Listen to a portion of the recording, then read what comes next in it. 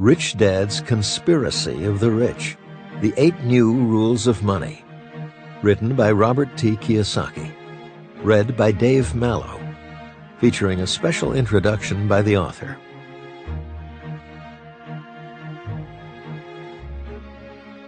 Hi, this is Robert Kiyosaki, and this is the introduction to Conspiracy of the Rich. Back in 1983, I began to see this crisis occurring. You see, this crisis is not a recent event. It has been occurring and reoccurring for hundreds of years. This crisis occurs every time the rich and the powerful attempt to manipulate the money supply and our government. One way they manipulate our lives is via our money supply, today known as the Federal Reserve Bank, and the government, specifically the U.S. Treasury. So again, this crisis is not a recent phenomenon. It has been going on for years. The problem is the people and organizations who caused the crisis, as well as profit from this crisis, are still in charge. In fact, they're the ones who have been asked to change this crisis. While they promise to make changes, I somehow doubt they will change. Another point before beginning, this book is about a conspiracy. Now, many people think that's something sinister and all that. I really don't hold it as sinister or something evil. I just hold it as greed and self-interest. And rather than trying to change the greedy and the self-interested, I think it's best to change myself. Because one of the best definitions of the word crisis I have ever heard is simply this: crisis is change screaming to occur. I'll say it again. Crisis is change screaming to occur. Now, the question is, are our leaders going to change, or are you and I going to change? This book is about you and I, and what are we going to do to make changes during this crisis? So again, this book is not really about the conspiracy, but this book is about financial education and educating you and I so we don't become victims of this economic crisis. And as you know, there are millions, possibly billions of people who are severely financially damaged because of this crisis.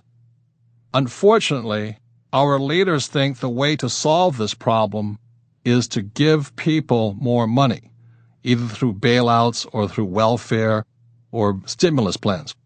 This goes against what I learned in Sunday school about giving people fish versus teaching people to fish. So this book, The Conspiracy of the Rich, is about teaching people to fish. This book is broken into 2 parts. One part is about the past. Why the past is important is because through history we can see the future. And what you'll see that this crisis has occurred many, many times before. This is not a new event. The only problem is the crises before were measured in millions of dollars, then billions of dollars, and today they're measured in trillions of dollars. And the problem gets bigger simply because we let history repeat itself. And you know that old saying, insanity is doing the same thing and expecting things to change. Well, this crisis is definitely economic insanity, led by the same people that caused the crisis. So the first part of the book is about what got us into this crisis, and the second part of this book, part 2, is about what you and I can do to not be victims of this crisis. And this book is really about the 8 new rules of money. And the reason the 8 new rules of money are important is because in 1971, President Richard Nixon, without permission of Congress or the U.S. people, took the U.S. dollar off the gold standard. When he took the dollar off the gold standard, our dollar was no longer backed by gold, it was backed by debt. This means to you and I the only way the economy could expand was if you and I and big businesses got further and further into debt. So ironically, the reason this crisis gets worse is because you and I are not getting into debt. So one of the 8 new rules of money is to learn how to use debt, because if you and I don't get back into debt, we go into a depression, guaranteed, simply because in 1971, President Nixon changed the rules of money for the world. There's one other change that occurred about the same time, and that was in 1974 when the U.S. Congress created an act called ERISA, Employee Retirement Income Security Act.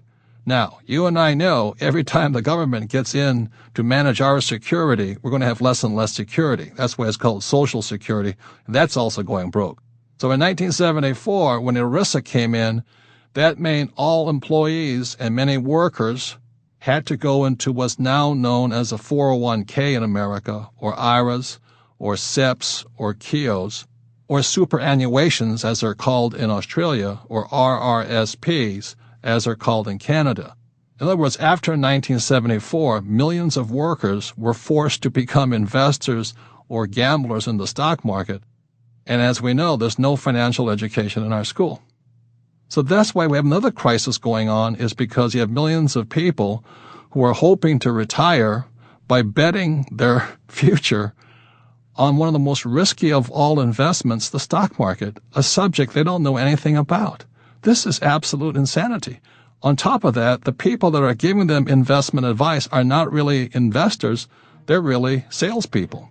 So this is an example of changing the rules and why you and I need to change our own rules so we don't become victims to this entire global conspiracy of the rich. So that's an overview of what the conspiracy of the rich is about. Thank you for listening to The Conspiracy of the Rich.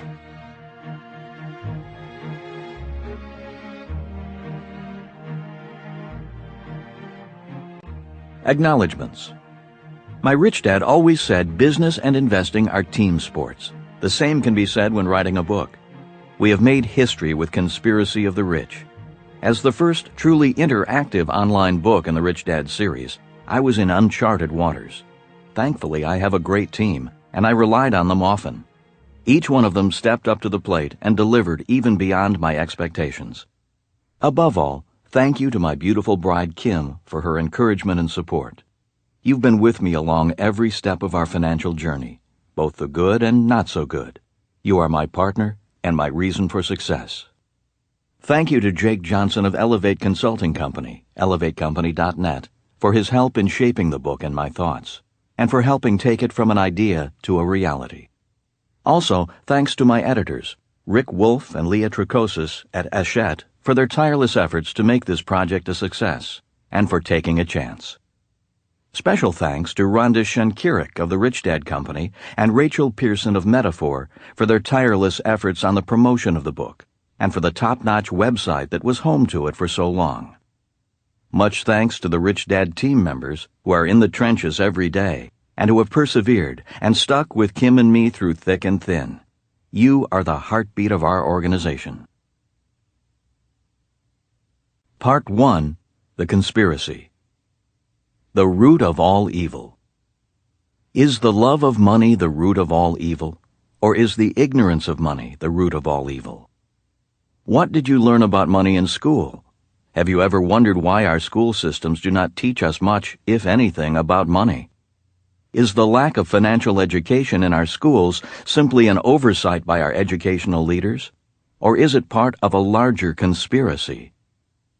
Regardless, whether we are rich or poor, educated or uneducated, child or adult, retired or working, we all use money. Like it or not, money has a tremendous impact on our lives in today's world. To omit the subject of money from our educational system is cruel and unconscionable. Reader comments. If we don't wake up as a country and start taking responsibility for our own education and money matters and teach that to our children, we are in for a train wreck of catastrophic proportions. Catherine Morgan. I went to high school and junior high school in Florida and Oklahoma. I received no financial education. I was, however, forced to take woodshop and metal shop. Wayne Porter. Changing the rules of money. In 1971, President Richard Nixon changed the rules of money.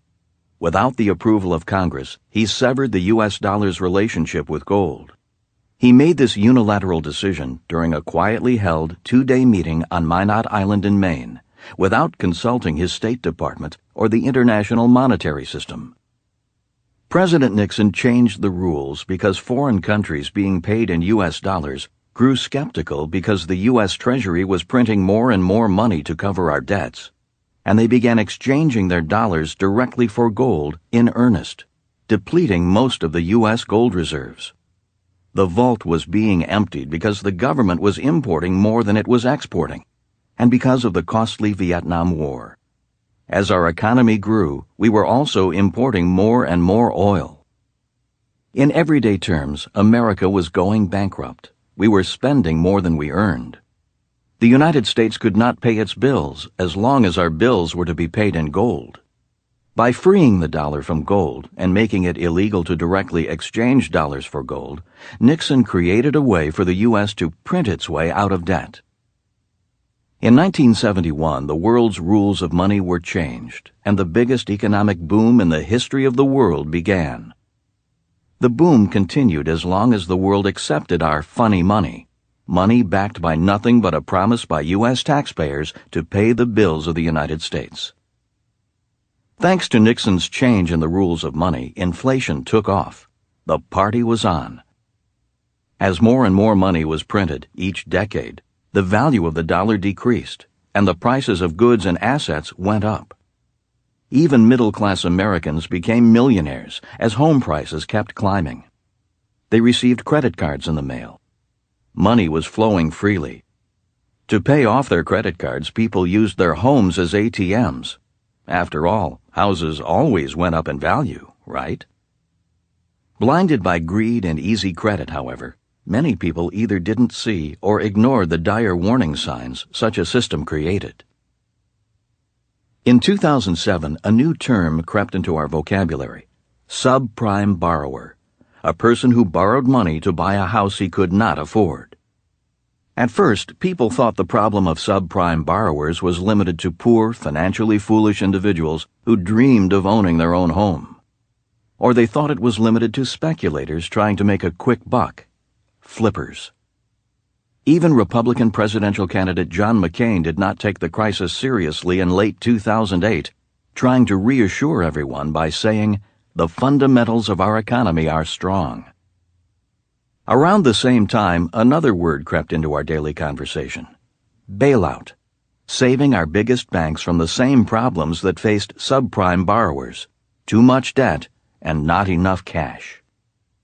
As the financial crisis spread, millions of people lost their jobs, their homes, their savings, their college funds, and their retirements. Those who so far have not lost anything are afraid they might be next. Even states felt the pinch. California Governor Arnold Schwarzenegger began talking about issuing IOUs instead of paychecks for government lawmakers, because California, one of the biggest economies in the world, was going broke. Now, with 2009 underway, the world looks to a newly elected president, Barack Obama, for salvation. A cash heist.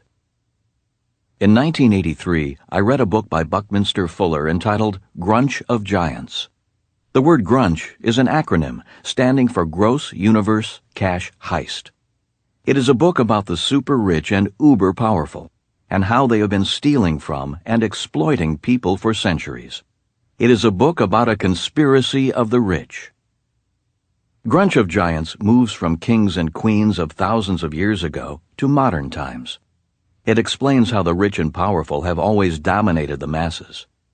It also explains that modern-day bank robbers do not wear masks. Rather, they wear suits and ties, sport college degrees, and rob banks from the inside, not the outside. After reading Grunch of Giants so many years ago, I could see our current financial crisis coming. I just did not know exactly when it would arrive. One reason why my investments and business ventures do well in spite of this economic crisis is because I read Grunch of Giants. The book gave me time to prepare for this crisis. Books about conspiracies are often written by someone from the fringe. Dr. R. Buckminster Fuller, although ahead of his time in terms of his thinking, was hardly a fringe person. He attended Harvard University, and although he didn't graduate from there, he did quite well, like another famous Harvard dropout, Bill Gates. The American Institute of Architects honors Fuller as one of the country's greatest architects and designers. He is considered to be among the most accomplished Americans in history, having a substantial number of patents to his name. He was a respected futurist, an inspiration for John Denver's lyric, "Grandfather of the Future," in his song, "What One Man Can Do." Fuller was an environmentalist before most people knew what the word meant. But most of all, he is respected because he used his genius to work for a world that benefited everyone, not just himself or the rich and powerful. I read a number of Dr. Fuller's books before reading Grunch of Giants. The problem for me was that most of his earlier books were on math and science. Those books went right over my head. But Grunch of Giants, I understood. Reading Grunch of Giants confirmed many of my unspoken suspicions regarding the way the world worked. I began to understand why we do not teach kids about money in school. I also knew why I was sent to Vietnam to fight a war we should never have fought. Simply put, war is profitable. War is often about greed, not patriotism. After 9 years in the military, 4 attending a federal military academy, and 5 as a Marine Corps pilot who served in Vietnam twice, I could only agree with Dr. Fuller. I understood, from first-hand experience, why he refers to the CIA as capitalism's invisible army. The best thing about Grunch of Giants was that it awakened the student in me. For the first time in my life, I wanted to study a subject. The subject of how the rich and powerful exploit the rest of us legally. Since 1983, I have studied and read over 50 books on this subject. In each book, I found 1 or 2 pieces of the puzzle. The book you are listening to now will put those many puzzle pieces together. Is there a conspiracy? Conspiracy theories are a dime a dozen. We have all heard them. There are conspiracy theories about who killed Presidents Lincoln and Kennedy, and about who killed Dr. Martin Luther King, Jr. There are also conspiracy theories about September 11, 2001. Those theories will never die. Theories are theories. They are based on suspicions and unanswered questions. I did not write Conspiracy of the Rich to sell you another conspiracy theory. My research has convinced me that there have been many conspiracies of the rich, both in the past and the present, and there will be more conspiracies in the future. When money and power are at stake, there will always be conspiracies. Money and power will always cause people to commit corrupt acts. In 2008, for instance, Bernard Madoff was accused of running a $50 billion Ponzi scheme to defraud not only wealthy clients, but also schools, charities, and pension funds. He once held the highly respected position of head of NASDAQ. He did not need more money, yet he has allegedly been stealing it for years from very smart people and worthy organizations dependent upon competence in financial markets. Another example of the corruption of money and power is spending over $500 million to be elected the President of the United States, a job that pays only $400,000. Spending money like that on an election is not healthy for our country. So has there been a conspiracy? I believe so, in a way. But the question is, so what? What are you and I going to do about it? Most of the people who caused this latest financial crisis are dead, yet their work lives on. Arguing with dead people would be rather futile. Regardless of whether there is a conspiracy, there are certain circumstances and events that impact your life in profound and unseen ways. Let's look at financial education, for instance. I've often marveled at the lack of financial education in our modern school system. At best, our children are taught how to balance a checkbook, speculate in the stock market, save money in banks, and invest in a retirement plan for the long term. In other words, they are taught to turn their money over to the rich, who supposedly have their best interest at heart. Every time an educator brings a banker or a financial planner into their classroom, supposedly in the name of financial education, they are actually allowing the fox to enter the henhouse. I'm not saying bankers and financial planners are bad people. All I am saying is that they are agents of the rich and powerful. Their job is not to educate, but to recruit future customers. That is why they preach the doctrine of saving your money and investing in mutual funds. It helps the bank, not you. Again, I reiterate, this is not bad. It's good business for the bank. It is no different than Army and Marine recruiters coming on campus when I was in high school and selling students on the glory of serving our country. One of the causes of this financial crisis is that most people do not know good financial advice from bad financial advice. Most people cannot tell a good financial advisor from a con man. Most people cannot tell a good investment from a bad one. Most people go to school so they can get a good job, work hard, pay taxes, buy a house, save money, and turn over any extra money to a financial planner or an expert like Bernie Madoff. Most people leave school not knowing even the basic differences between a stock and a bond, between debt and equity. Few know why preferred stocks are labeled preferred and why mutual funds are mutual, or the difference between a mutual fund, hedge fund, exchange-traded fund, and a fund of funds. Many people think debt is bad, yet debt can make you rich. Debt can increase your return on investment, but only if you know what you're doing. Only a few know the difference between capital gains and cash flow, and which is less risky. Most people blindly accept the idea of going to school to get a good job and never know why employees pay higher tax rates than the entrepreneur who owns the business. Many people are in trouble today because they believe their home was an asset, when it was really a liability. These are basic and simple financial concepts. Yet for some reason our schools conveniently omit a subject required for a successful life, the subject of money. In 1903, John D. Rockefeller created the General Education Board. It seems this was done to ensure a steady supply of employees who are always financially in need of money, a job, and job security. There is evidence that Rockefeller was influenced by the Prussian system of education, a system designed to produce good employees and good soldiers, people who dutifully follow orders, such as do this or be fired, or turn your money over to me for safekeeping and I'll invest it for you.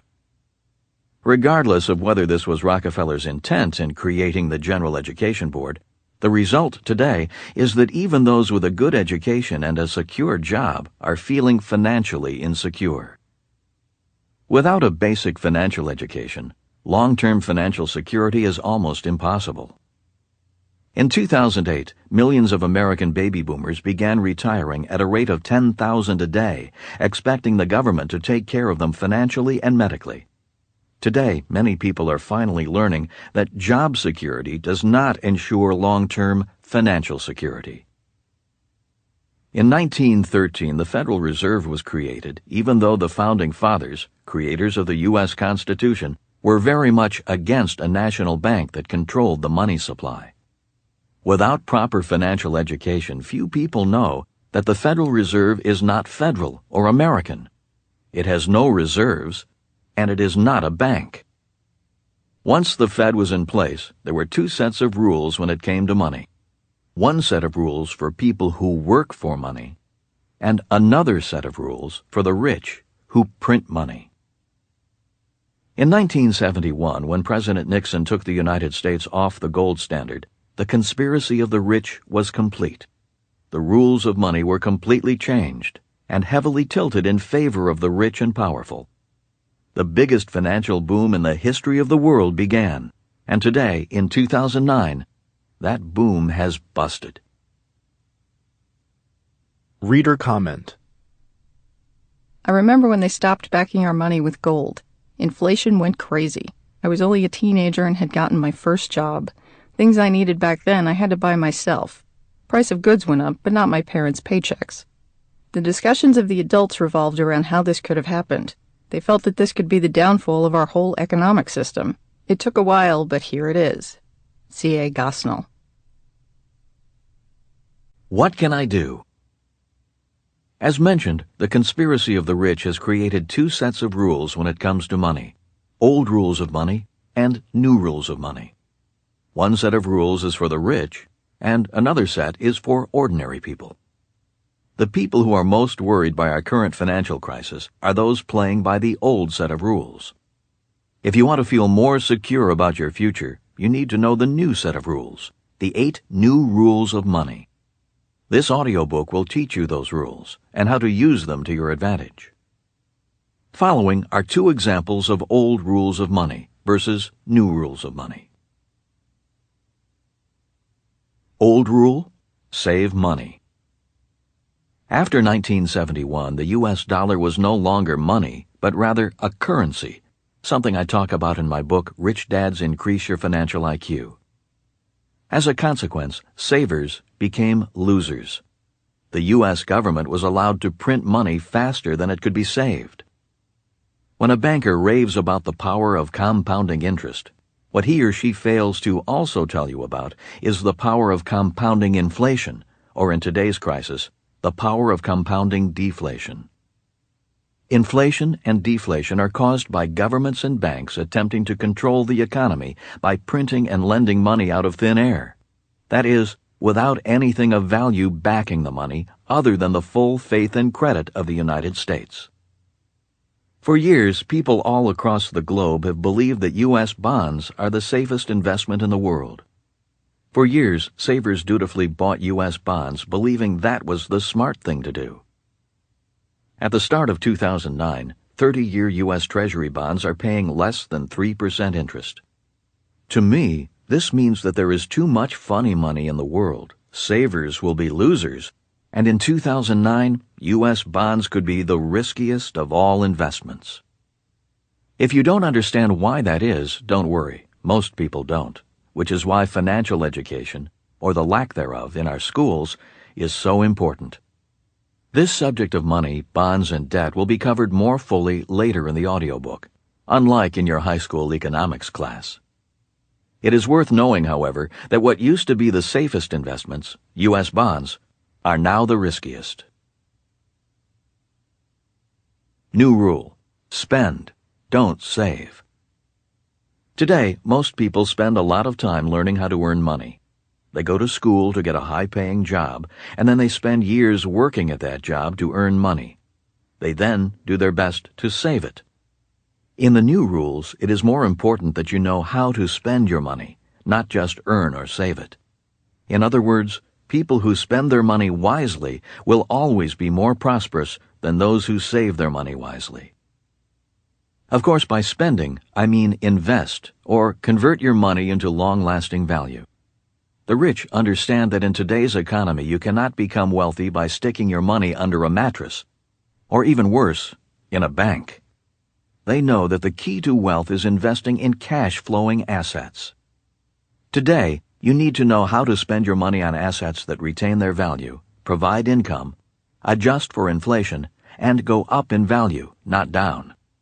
This will be covered in more detail throughout this audiobook. Old rule: diversify. The old rule of diversification tells you to buy a number of stocks, bonds, and mutual funds. Diversification, however, did not protect investors from a 30% plunge in the stock market and losses in their mutual funds.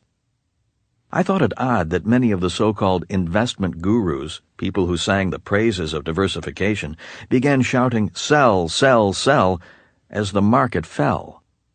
If diversification protected you, why sell all of a sudden at near market bottom? As Warren Buffett says, wide diversification is only required when investors do not understand what they are doing. In the end, diversification is a zero-sum game at best. If you are evenly diversified, when one asset class goes down, the other goes up. You lose money in one place and make it in another, but you don't gain any ground. You are static. Meanwhile, inflation, a topic we will also discuss in detail later in the audiobook, marches on. Rather than diversify, wise investors focus and specialize. They get to know the investment category they invest in and how the business works better than anyone else. For example, when investing in real estate, some people specialize in raw land and others in apartment buildings. While both are investing in real estate, they are doing so in totally different business categories. When investing in stocks, I invest in businesses that pay a steady dividend, cash flow. For example, today I am investing in businesses that operate oil pipelines. After the stock market crash of 2008, the share prices of these companies dropped, making the cash flow dividends bargains. In other words, bad markets offer great opportunities if you know what you are investing in. Smart investors understand that owning a business that adjusts to the ups and downs of the economy or investing in cash-flowing assets is much better than owning a diversified portfolio of stocks, bonds, and mutual funds, investments that crash when the market crashes. New rule: control and focus your money. Don't diversify. Take control of your money and focus your investments. During this financial crisis, I took a few hits, but my wealth remained intact. That is because my wealth is not dependent upon market values going up or down, aka capital gains. I invest almost exclusively for cash flow. For example, my cash flow decreased a little when the price of oil came down, yet my wealth is strong because I still receive a check in the mail every quarter. Even though the price of the oil stocks, capital gains, came down, I'm not worried because I receive cash flow from my investment. I don't have to worry about selling my stocks to realize a profit.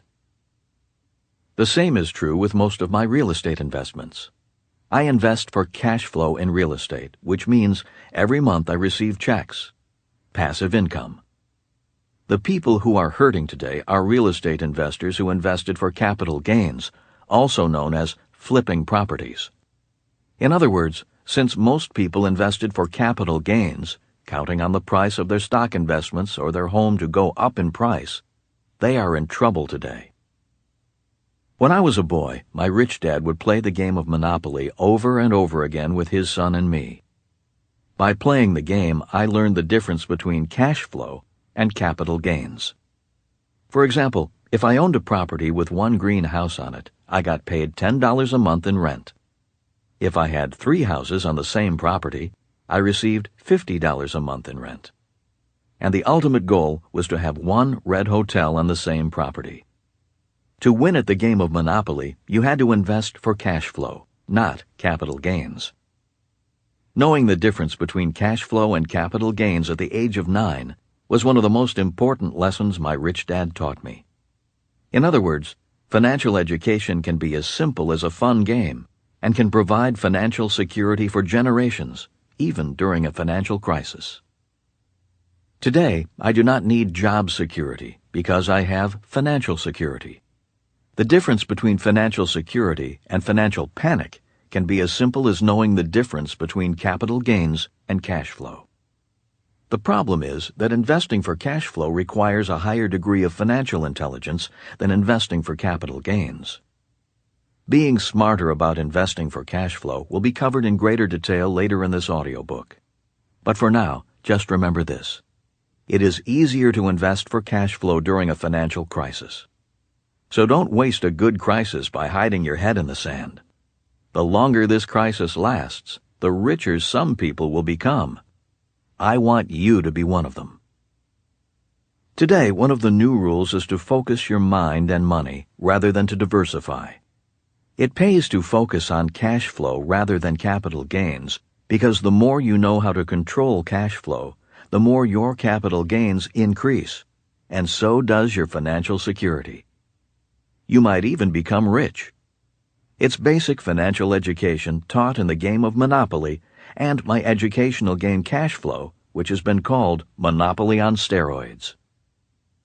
These 2 new rules, learn to spend rather than save and focus rather than diversify, are just 2 of the 8 new rules that will be covered in this audiobook, and they will be covered in more detail in future chapters. The point of Conspiracy of the Rich is to open your eyes to the power you have to control your financial future if you have the proper financial education. Our educational system has failed millions of people, even the educated. There is evidence that our financial system has conspired against you and others. But that is ancient history. Today, you control your future, and now is the time to educate yourself, to teach yourself the new rules of money. By doing so, you take control of your destiny and hold the key to playing the game of money according to its new rules. Reader comment. I think most people who are reading your books are looking for some sort of magic pill solution, because that is the mindset of society in America today, with their instant gratification desires. And I think you do a good job of letting people know that this is not a magic pill book. When you discuss the new rules of money, what you say is excellent in reshaping people's minds and how they should think. A.P. Cordove. My promise to you. After President Nixon changed the rules of money in 1971, the subject of money became very confusing. The subject of money does not make sense to most honest people. In fact, the more honest and hard-working you are, the less sense the new rules will make. For example, the new rules allow the rich to print their own money. If you did that, you would be sent to jail for counterfeiting. But in this audiobook, I will describe how I print my own money legally. Printing your own money is one of the great secrets of the truly rich. My promise to you is that I will do my very best to keep my explanations as simple as possible. I will do my best to use everyday language to explain complex financial jargon. For example, one of the reasons why there is a financial crisis today is because of a financial tool known as a derivative. Warren Buffett once called derivatives weapons of mass destruction, and his description proved true. Derivatives are bringing down the biggest banks in the world. The problem is that very few people know what derivatives are. To keep things very simple, I explain derivatives by using the example of an orange and orange juice. Orange juice is a derivative of an orange, just like gasoline is a derivative of oil, or an egg is a derivative of a chicken. It's that simple. If you buy a house, a mortgage is a derivative of you and the house you buy. One of the reasons we are in this financial crisis is because the bankers of the world began creating derivatives out of derivatives out of derivatives.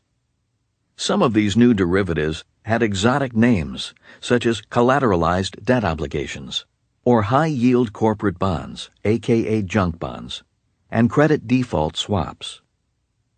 In this audiobook, I will do my best to define these words by using everyday language. Remember, one of the objectives of the financial industry is to keep people confused. Multi-layered derivatives border on legal fraud of the highest order. They are no different than someone using a credit card to pay off a credit card and then refinancing their home with a new mortgage, paying off their credit cards, and using the credit cards all over again. That's why Warren Buffett called derivatives weapons of mass destruction. Multi-layered derivatives are destroying the world's banking system, just as credit cards and home equity loans are destroying many families. Credit cards, money, collateralized debt obligations, junk bonds, and mortgages. They're all derivatives, just going by different names. In 2007, when the house of derivatives began coming down, the richest people in the world began screaming bailout.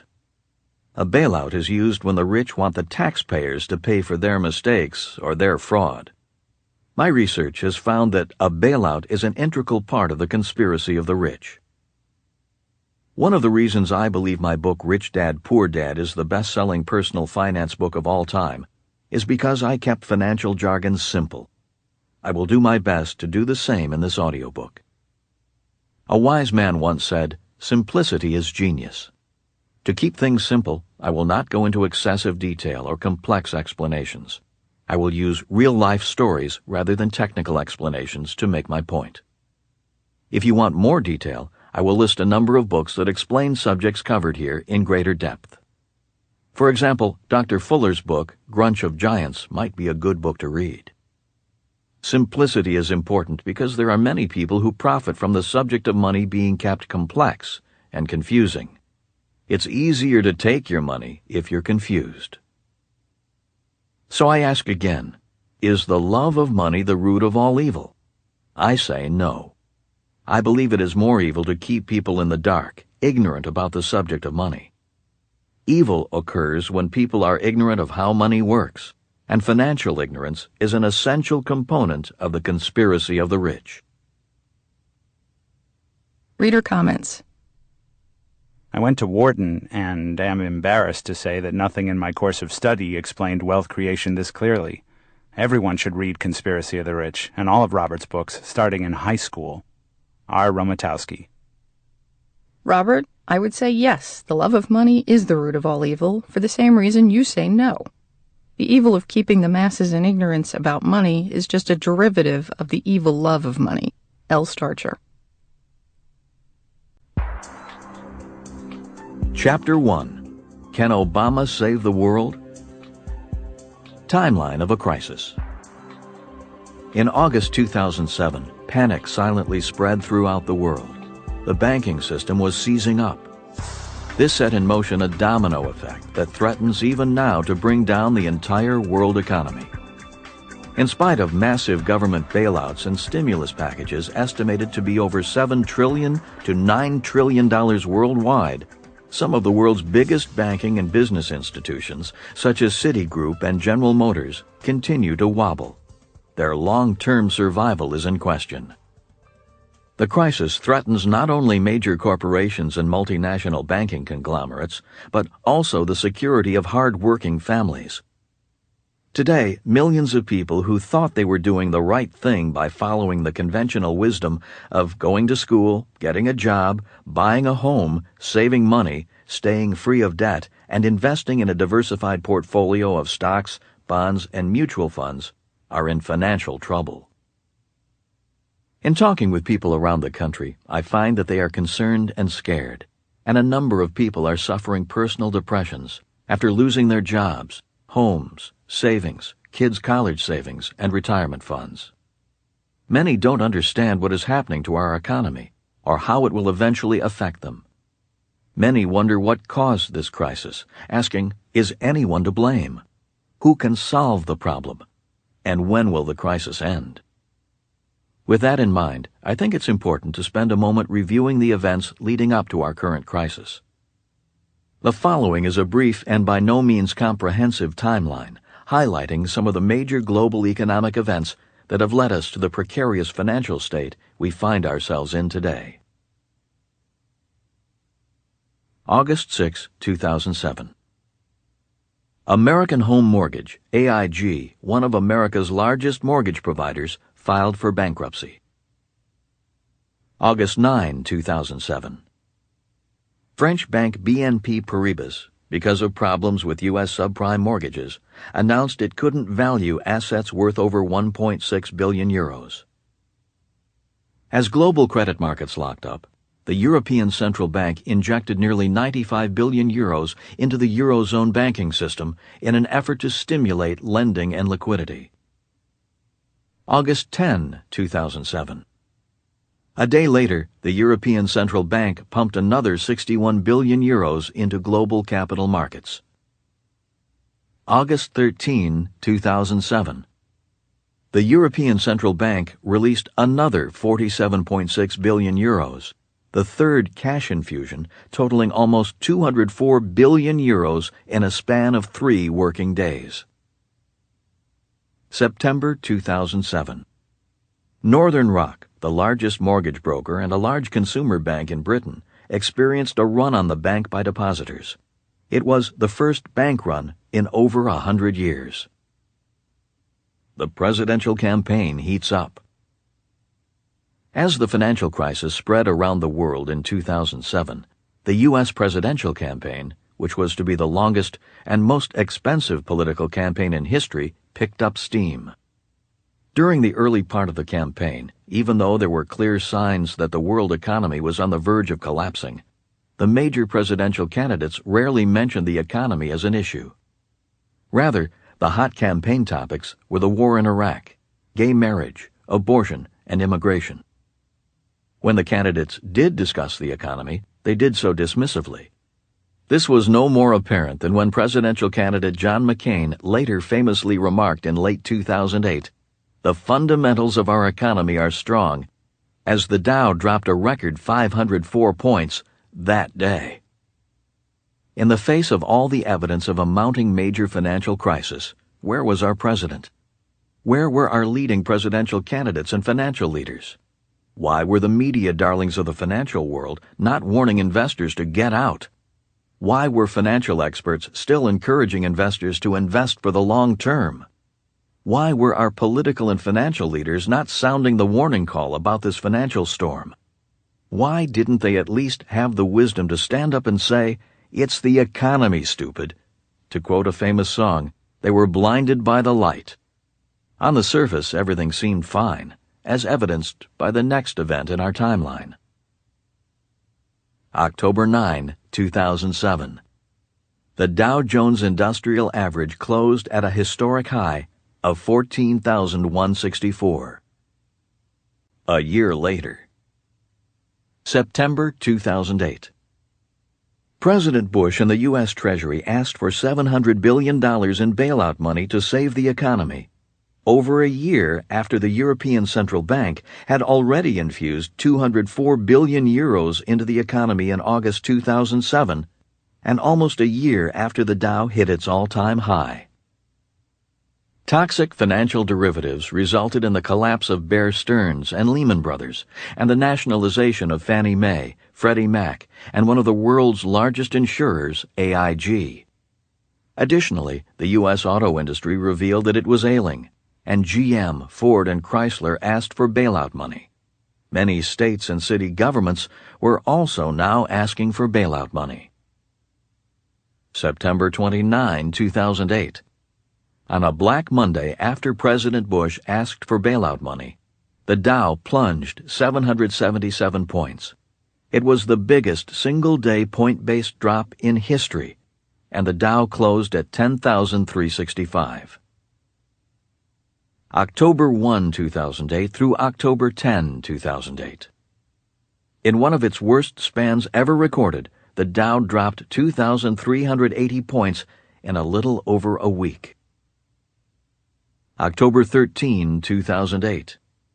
The Dow began to exhibit extreme volatility, going up 936 points in one day, the best point gain in history, closing at 9,387.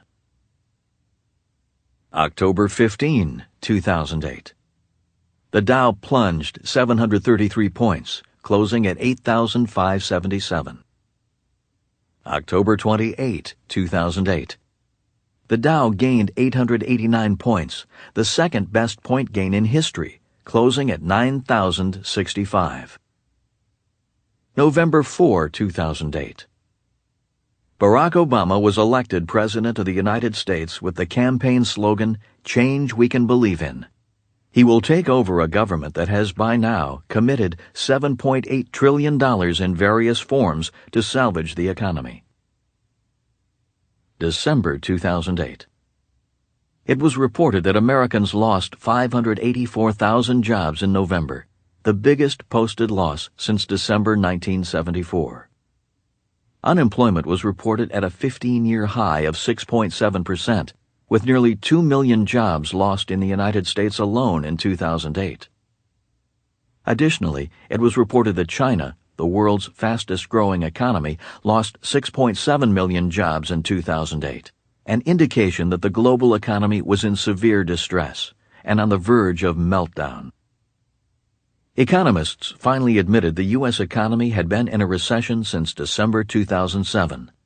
1 year later, the economists finally figured it out. Warren Buffett, whom many consider the world's smartest investor, saw his company, Berkshire Hathaway, lose 33% of its stock value in a year. Investors took solace in the fact that the fund outperformed the market by losing less than the average. That's comforting. Yale and Harvard University announced their endowment funds lost over 20% in a year. GM and Chrysler received $17.4 billion in government loans. President-elect Obama announced an $800 billion stimulus plan centered on massive infrastructure projects aimed at easing the record U.S. job losses. This is in addition to the $7.8 trillion already committed by the U.S. government.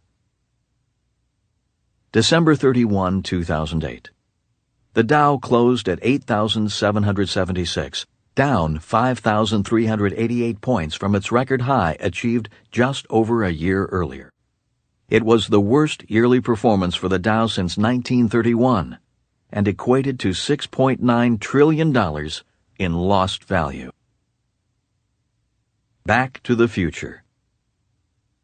Faced with such an overwhelmingly bad economy, President Bush pushed through a landmark bailout plan aimed at saving the economy, saying this legislation will safeguard and stabilize America's financial system and put in place permanent reforms so these problems will never happen again. Many people breathed a sigh of relief, thinking, finally, the government is going to save us. The problem is, those are not the words of President George W. Bush. Those are the words of his father, George H.W. Bush. In 1989, the first President Bush asked for $66 billion to save the savings and loan, S&L, industry. The $66 billion did not solve the problem. The S&L industry disappeared from sight. On top of that, the estimated $66 billion rescue package eventually cost taxpayers over $150 billion, more than twice the amount originally estimated. Where did all that money go? Like father, like son. 20 years later, in September 2008, President George W. Bush asked for $700 billion and made a similar promise. We'll make sure as time goes on this doesn't happen again. In the meantime, we gotta solve the problem. And that's why people sent me to Washington, D.C. Why is it that a father and son said almost the same thing about saving the economy, almost 20 years apart? Why was the first President Bush's promise to fix the system broken? All the President's Men. The main campaign slogan of President Barack Obama was, "Change we can believe in." Given that slogan, we must ask a question. Why did President Obama hire many of the same people who worked in the Clinton administration? That doesn't seem like change. It seems like status quo. During the election, why did Obama consult Robert Rubin, who just recently resigned as head of Citigroup, a company on the verge of its own collapse, and that has received some $45 billion in bailout funds, for advice on the economy? Why did he appoint Larry Summers to be director of the White House National Economic Council, and Timothy Geithner, former head of the Federal Reserve Bank of New York, to be his Secretary of the Treasury? All of these men were members of the Clinton economic team and played a part in the repeal of the Glass-Steagall Act of 1933, an act that forbade banks from selling investments. Banks selling investments in the form of derivatives is a big reason why we are in this mess today. In overly simple terms, the purpose of the Glass-Steagall Act of 1933, crafted during the last Depression, was to separate savings banks, which had access to Federal Reserve funds, from investment banks, which did not. Clinton, Rubin, Summers, and Geithner succeeded in repealing Glass-Steagall in order to legitimize the formation of Citigroup, the biggest financial supermarket in U.S. history. Many people do not know this, but at the time of its formation, Citigroup was in violation of the Glass-Steagall Act. The following is a comment Kenneth Gunther, CEO of Independent Community Bankers of America, the Small Bankers of America, made to PBS in 2003 about the formation of Citigroup. Who do they think they are? Other people, firms cannot act like this. Citicorp and Travelers were so big that they were able to pull this off. They were able to pull off the largest financial conglomeration, the largest financial coming together of banking, insurance, and securities, when legislation was still on the books saying this was illegal. And they pulled this off with the blessings of the President of the United States, President Clinton, the Chairman of the Federal Reserve System, Alan Greenspan, and the Secretary of the Treasury, Robert Rubin. And then, when it's all over, what happens? The Secretary of the Treasury becomes the Vice Chairman of the emerging Citigroup. The most telling line is the last one. The Secretary of the Treasury, Robert Rubin, becomes the Chairman of the emerging Citigroup. As we've discussed, Robert Rubin was Obama's advisor during the presidential campaign. President Obama's current Secretary of the Treasury is Timothy Geithner. He was Under-Secretary of the Treasury from 1998 to 2001 under Treasury Secretaries Robert Rubin and Lawrence Summers.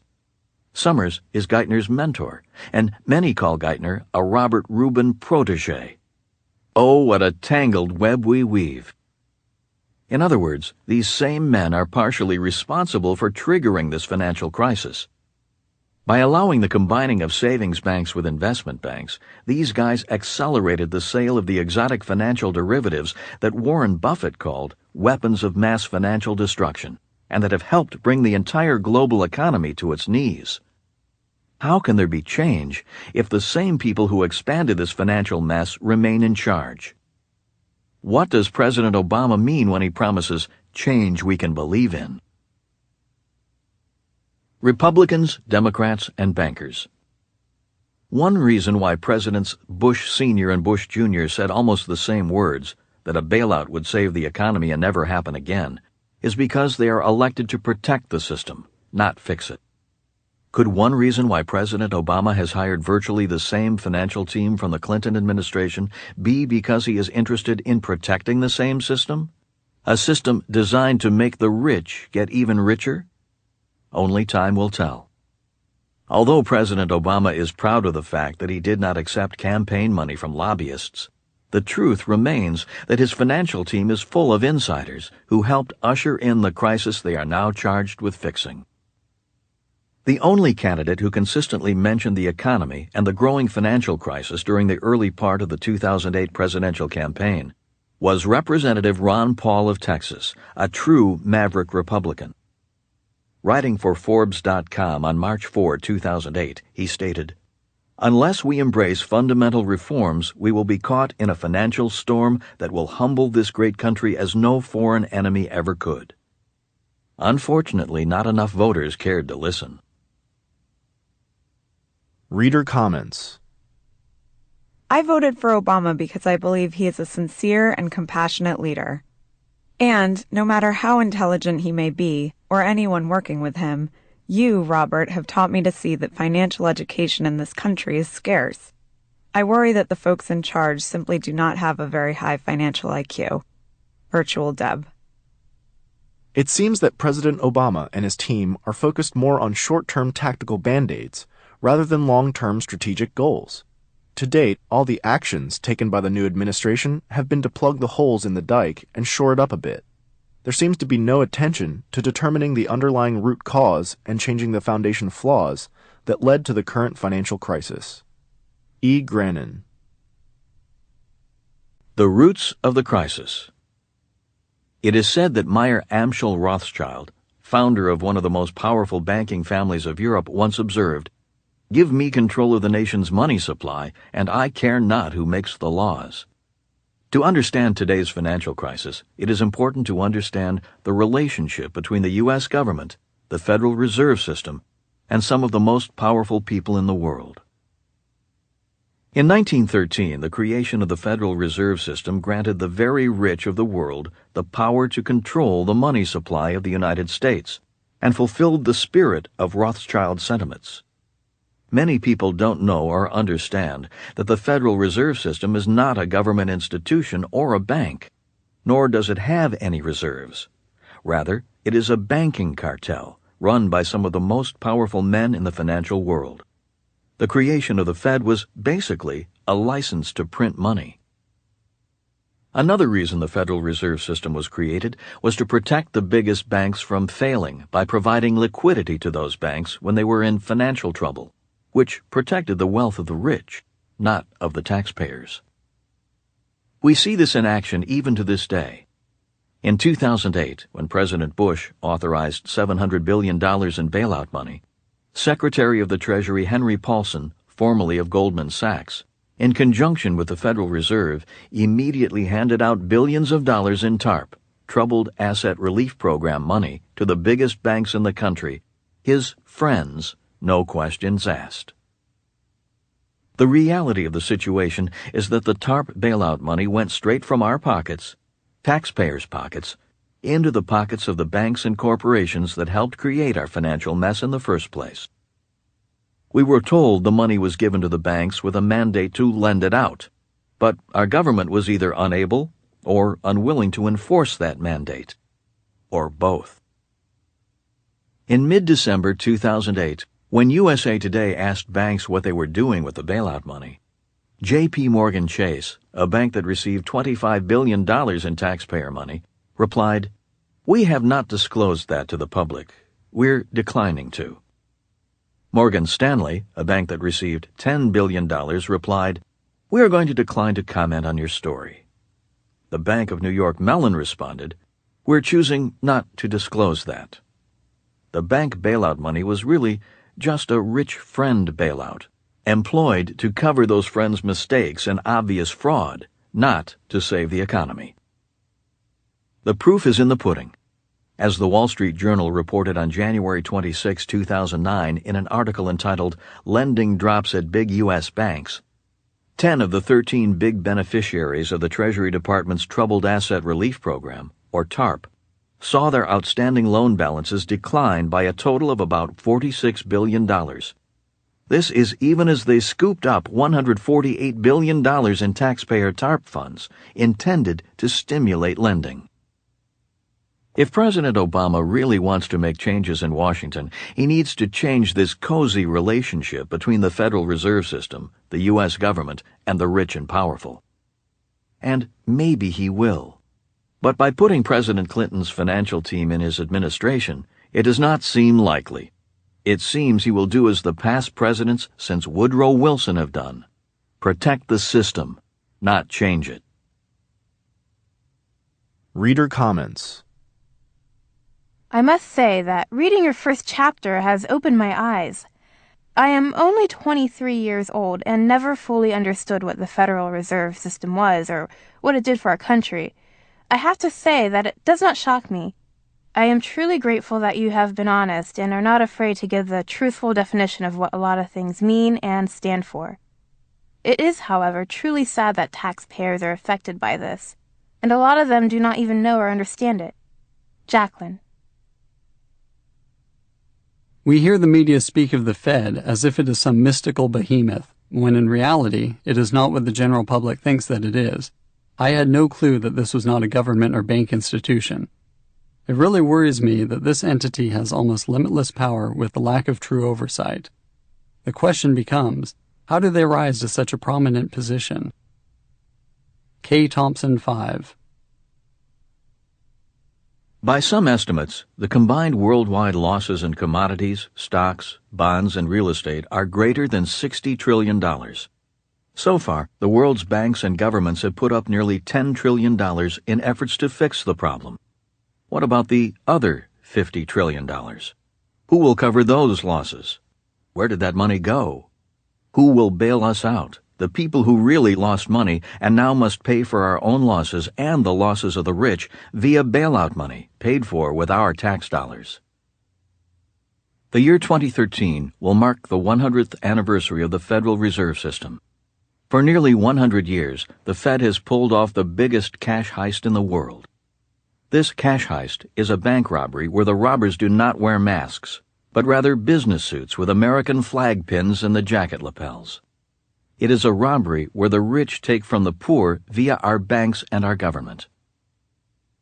While a student sitting in Dr. Buckminster Fuller's class in 1981, I was disturbed to hear him say, "The primary purpose for government is to be a vehicle for the rich to get their hands into our pockets." Although I did not like what he was saying, because I only wanted to think great things about my country and its leaders, deep down inside of me, and based on my own experiences, I knew there was some truth in what he was saying. Until that time, I had my own secret doubts about government. As a child, I often wondered why the subject of money was not taught in school. As a Marine pilot in Vietnam, I wondered why we were fighting the war. I also witnessed my dad resign his position as superintendent of education to run for lieutenant governor of the state of Hawaii because he was very deeply disturbed by the corruption he found in government.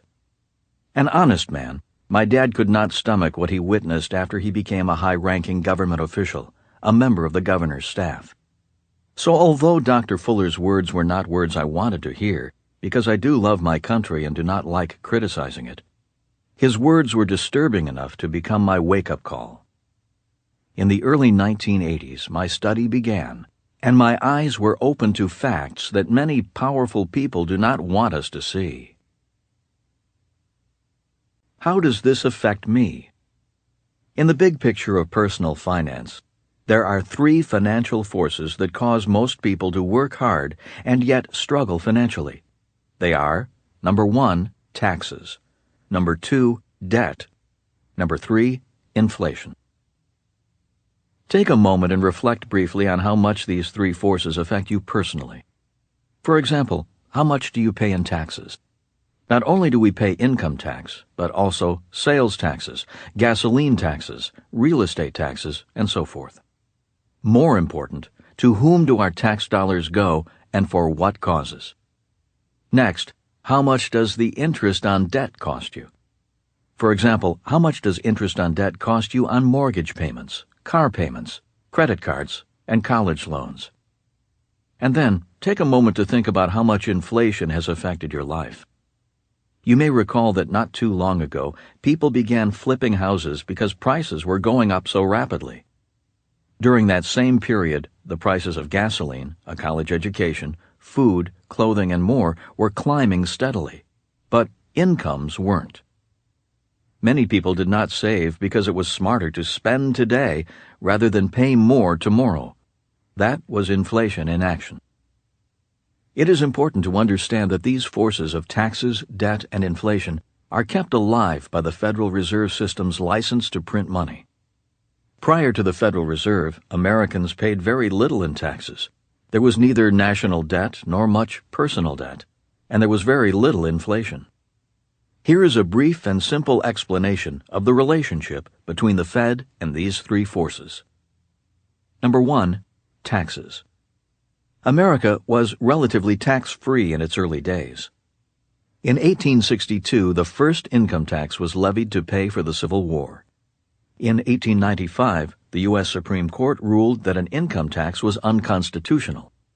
In 1913, however, the same year the Federal Reserve System was created, the 16th Amendment was passed, making an income tax permanent.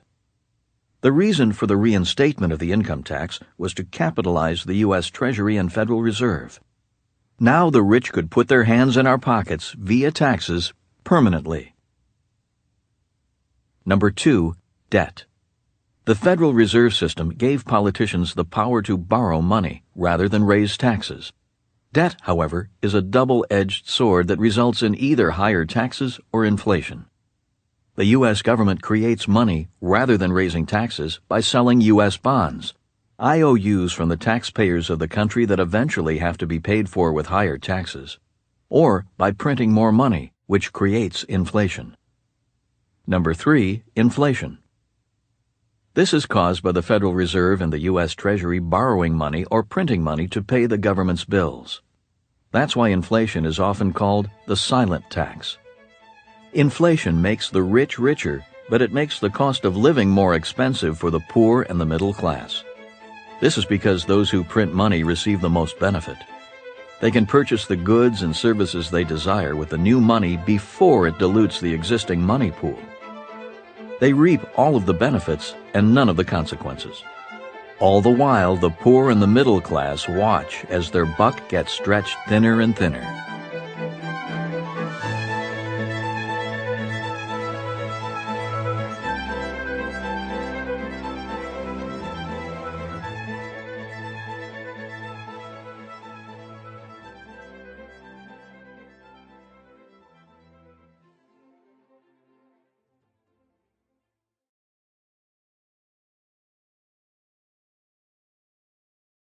Reader comments.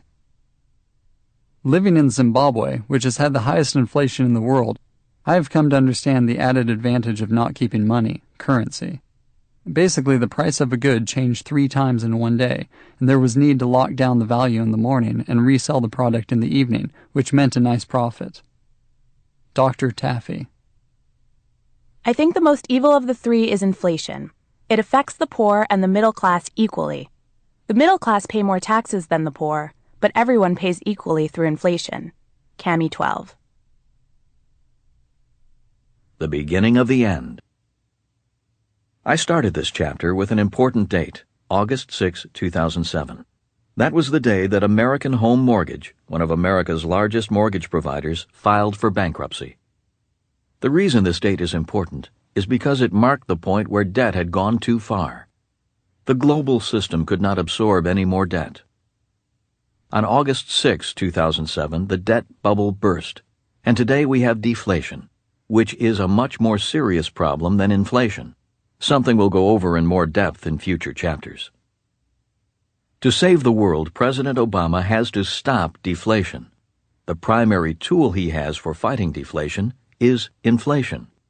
This means he will have to employ massive amounts of debt and print more money out of thin air. And ultimately, this means higher taxes, debt, and if he is successful, inflation. Think of the global economy as a big hot air balloon. Things were going along splendidly until August 6, 2007, when too much hot air, debt, caused a tear in the balloon. As the horrifying ripping sound spread, central banks of the world began pumping more and more hot air, debt, into the balloon in an attempt to keep it from crashing to the ground and causing a depression. In his book, A Tale of Two Cities, Charles Dickens famously wrote, "It was the best of times, it was the worst of times. It was the age of wisdom, it was the age of foolishness." Amazingly, things have not changed much since Dickens wrote that in 1859. For some people, deflation makes these the best of times. The cost of living is going down as the prices of oil, real estate, stocks, and commodities drop, and thus become more affordable. Apparently, Walmart isn't the only one rolling back prices.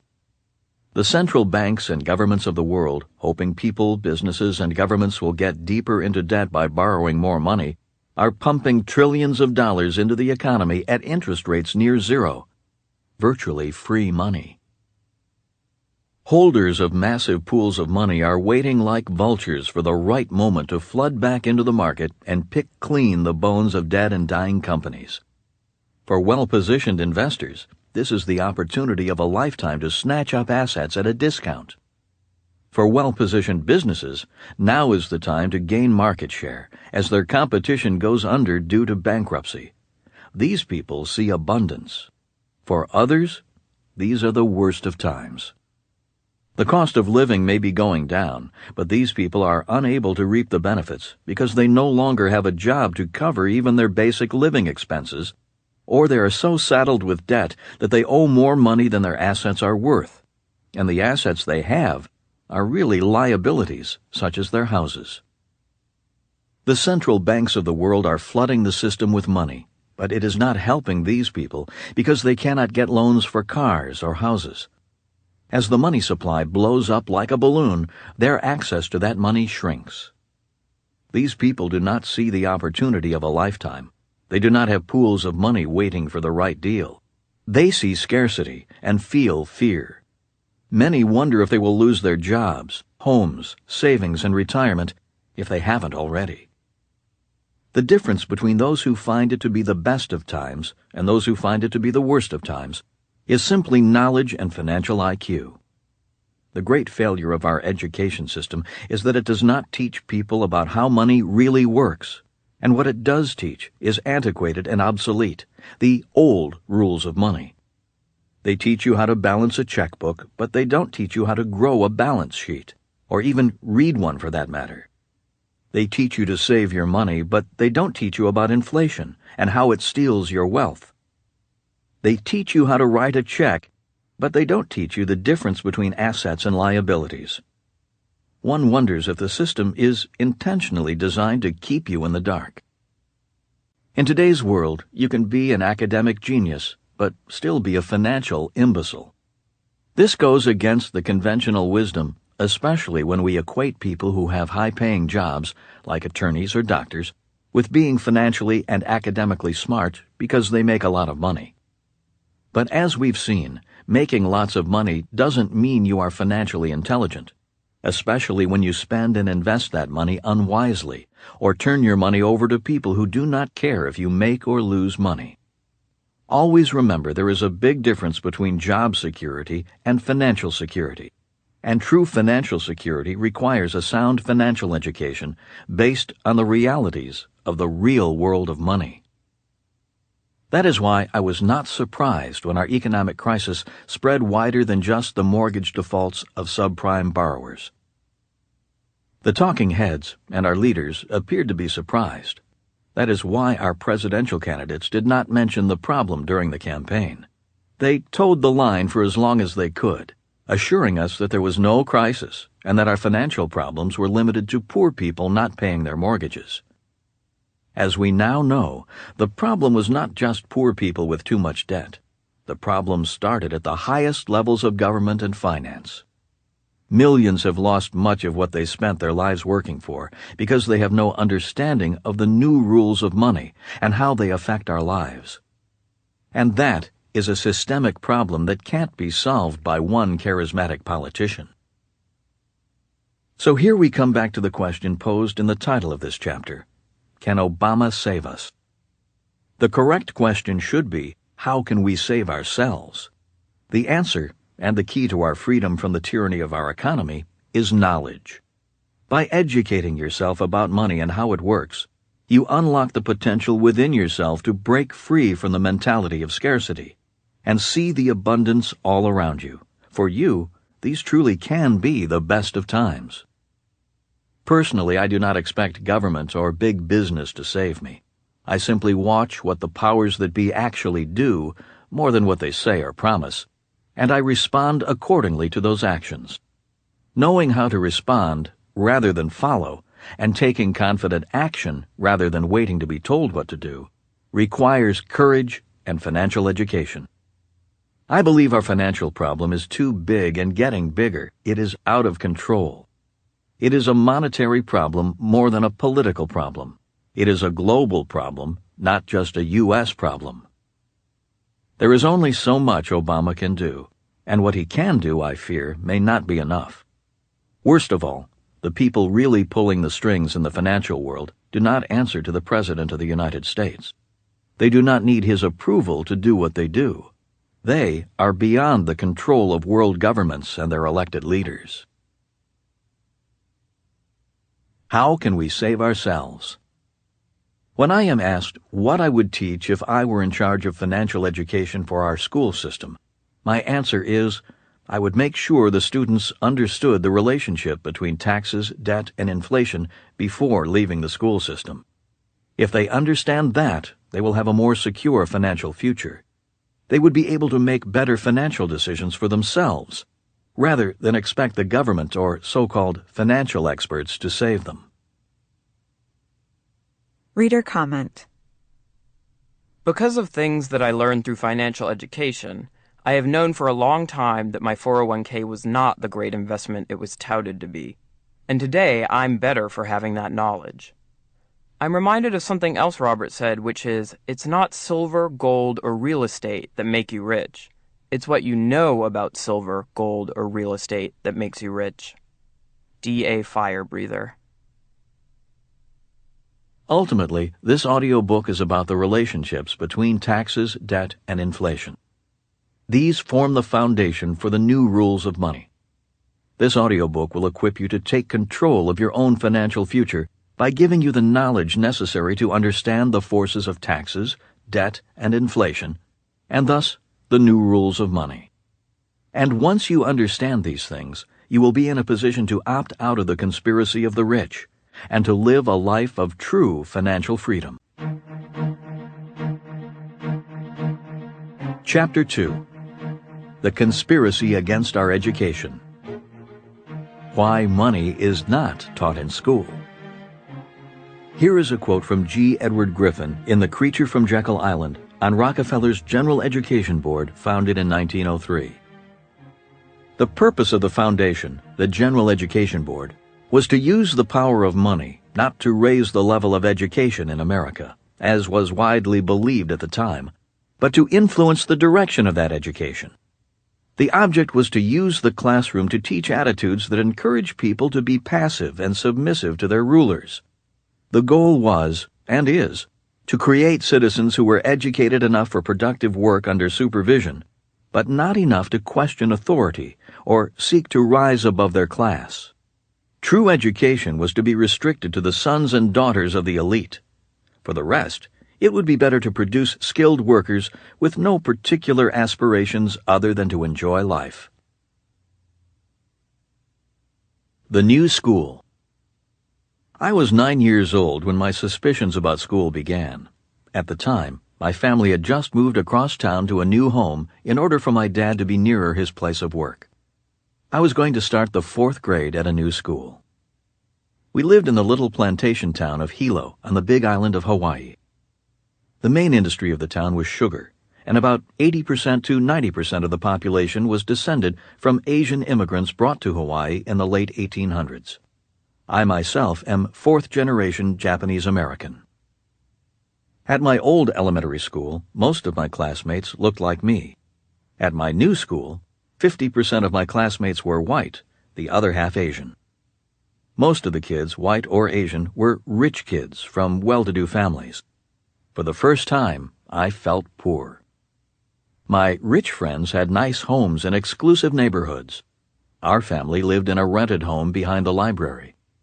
Most of my friends' families had 2 cars. My family had 1. A number of those families had second homes on the beach. When my friends had birthday parties, they were held at the yacht club.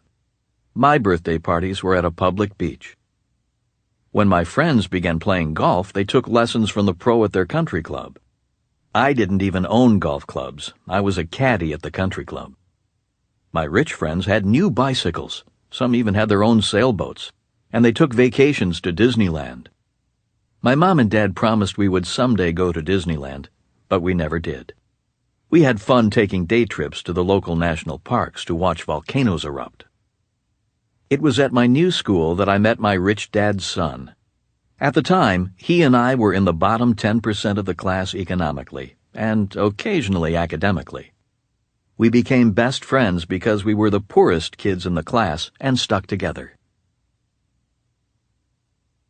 The Hope of Education. In the 1880s, my ancestors first began emigrating to Hawaii from Japan. They were sent off to work in the fields of the sugar and pineapple plantations. Initially, their dream was to work the fields, save money, and return to Japan as rich people. My relatives worked very hard on the plantations, but the pay was low. On top of that, the owners of the plantations took money from the workers' paychecks to pay the rent for the houses that the plantation provided. The plantation also owned the only store, which meant workers had to purchase their food and supplies at the plantation store. At the end of the month, there was very little money left in their paychecks after rent and store charges were taken out. My relatives wanted to get off the plantation as soon as possible, and to them a good education was their ticket out. From stories I've been told, my ancestors scrimped and saved to send their kids to school for a college education. The lack of a college education meant you were stuck on the plantation. By the 2nd generation, most of my relatives were off the plantation. Today, my family boasts several generations of college graduates, most with at least a bachelor's degree, many with master's degrees, and a number with PhDs. I am on the low end of my family's academic poll. I only have a bachelor's of science degree, a BS degree. The school across the street. Changing schools at the age of 9 was a significant event in my life because of the new school's location. Directly across the street from my new school, Riverside School, was Hilo Union School. Hilo Union School was the school for the kids whose parents worked for the plantations, many of whom belonged to the labor union. Riverside School, on the other hand, was for the kids whose parents owned the plantations. In the 4th grade, I began attending Riverside School with the kids of plantation owners.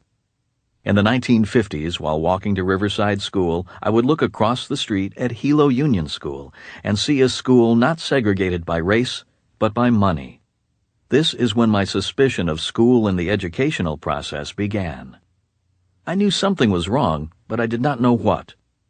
If our home wasn't on the same side of the street as Riverside School, I might have gone to Hilo Union School instead. From grade 4 through grade 6, I went to school with the kids who were the descendants of the plantation owners, the people and system my relatives wanted to escape from. All through elementary school, I grew up with these kids in school, played sports with them, and went to their homes. Once elementary school was over, many of these friends were sent off to boarding schools. I went on to the public junior high school farther up the street. There, I joined the kids from across the street, the kids from Hilo Union School. and I grew more aware of the differences between kids raised in rich families and those raised in poor and middle-class families. My dad was highly educated and the head of the educational system in Hawaii. Not only did he make it off the plantation, but he was also very successful as a government employee. Although my dad went to school, had advanced degrees, and had a good job that paid well, as a family we were still financially poor, at least compared to the families of my rich friends. Every time I went to my rich friends' homes, I knew something was missing, but I did not know what. At the age of 9, I began to wonder why going to school did not make my mom and dad rich. The plantations. My relatives worked and scrimped to save for a good education so that their kids could get off the sugar plantation. I saw the relationship between Riverside School and Hilo Union School, and I experienced having rich friends who are descendants of plantation owners and having friends who were descendants of plantation laborers. In elementary school, the basic education is the same, yet something is missing even today. My relatives wanted their kids to get off the plantation. The problem was, and is, that in school we never learned how to own the plantation. So many of us go on to work for the new plantation, the big corporations of the world, the military, or the government. We go to school to get a good job. We are taught to work for the rich, shop at the stores of the rich, borrow money from the banks of the rich, invest in the businesses of the rich via mutual funds and our retirement plans, but not how to be rich. Many people do not like hearing they are taught by our school system to be caught in the web of the conspiracy of the rich. People do not like to hear that the rich have manipulated our system of education. Hijacking the education system. One of the greatest sins of our current educational system is that it does not teach you about money. Rather, it teaches you how to be a good employee and to know your station in life. Some would say this is by design. For instance, in his book, The Creature from Jekyll Island, Griffin quotes from the first occasional paper of the General Education Board, entitled The Country's School of Tomorrow, written by Frederick Gates. In our dream, we have limitless resources, and the people yield themselves with perfect docility to our molding hands. The present educational conventions fade from our minds, and, unhampered by tradition, we work our own good upon a grateful and responsive rural folk. For the task we set before ourselves is a very simple as well as a very beautiful one: to train these people as we find them to a perfectly ideal life just where they are. Keep in mind that the General Education Board was founded in 1903 by the Rockefeller Foundation, one of the most powerful and wealthiest foundations of its time. What we see here is an attitude that dates back over 100 years. One of the elite rich of the United States and even the world seemingly orchestrating education curriculum to meet their needs, and not necessarily the needs of the student. This is important today because although these attitudes are over a century old, they have not gone away, and they are the driving force behind your education, my education, and the education of your children. And they are the driving force behind the suppression of financial education even today. You do not need to know about money when you are destined to simply be a cog in someone else's money machine, or a worker on someone else's plantation. After reading Dr. Fuller's Grunch of Giants in 1983, I began to understand why the subject of money is not taught in schools. Up until then, I did not have the courage to criticize the school system. After all, my father was the head of the education system in Hawaii. As the years went by, however, I began to run into others who had similar views on education and why schools do not teach us much about money.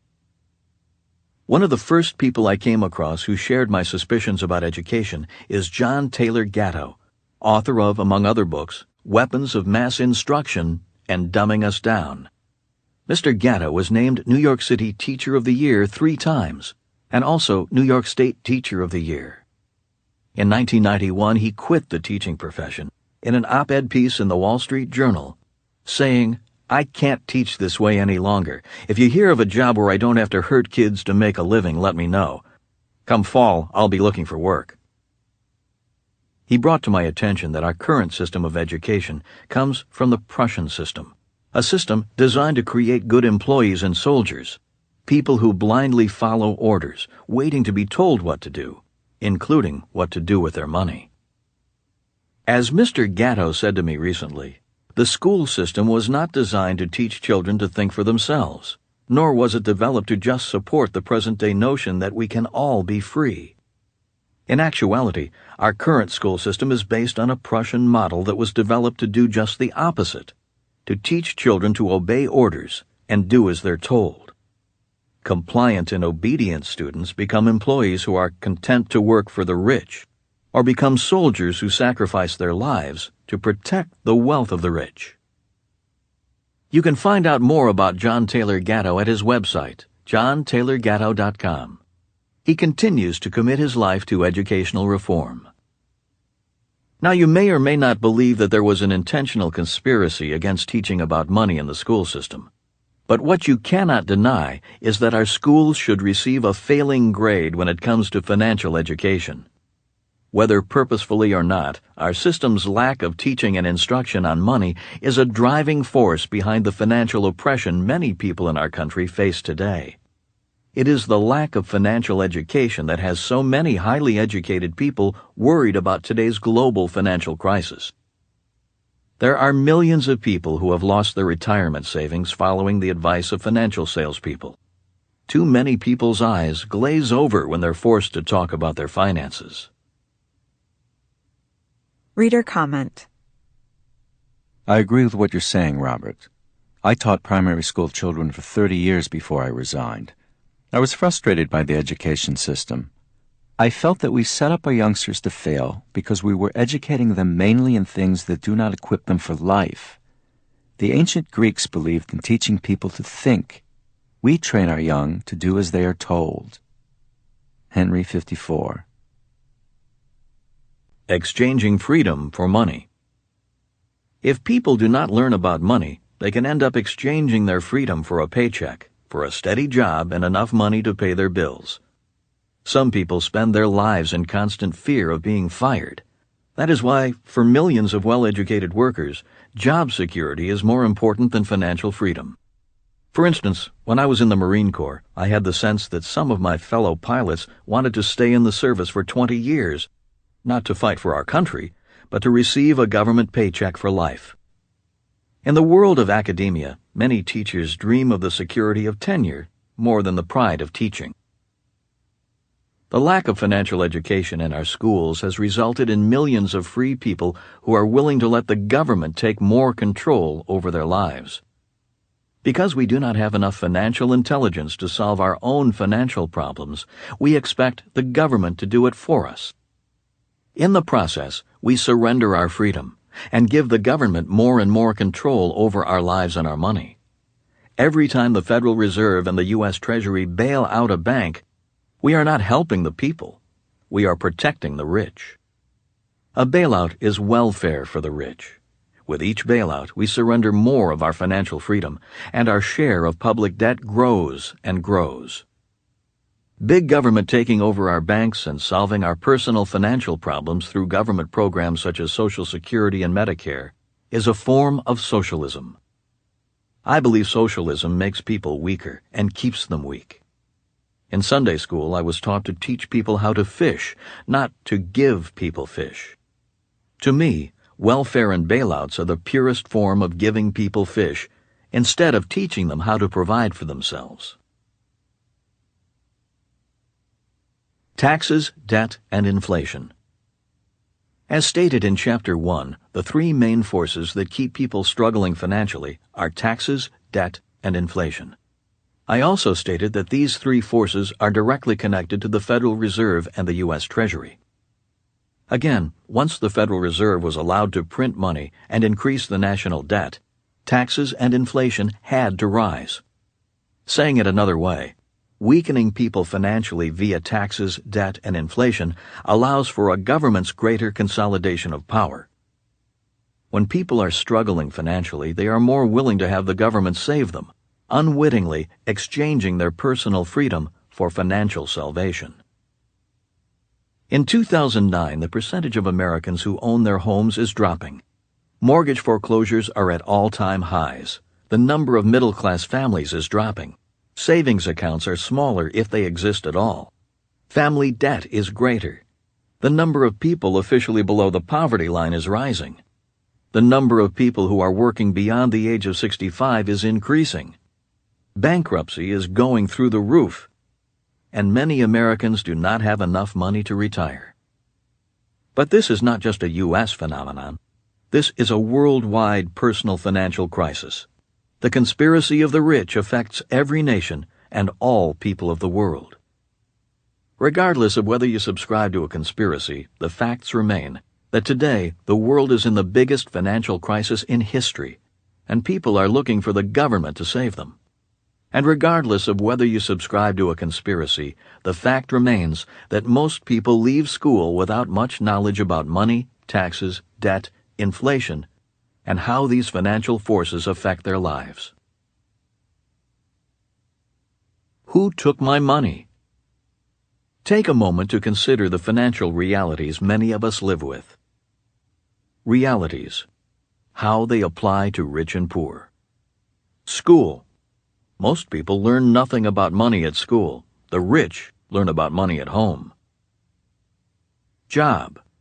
Most people get a job working for the rich.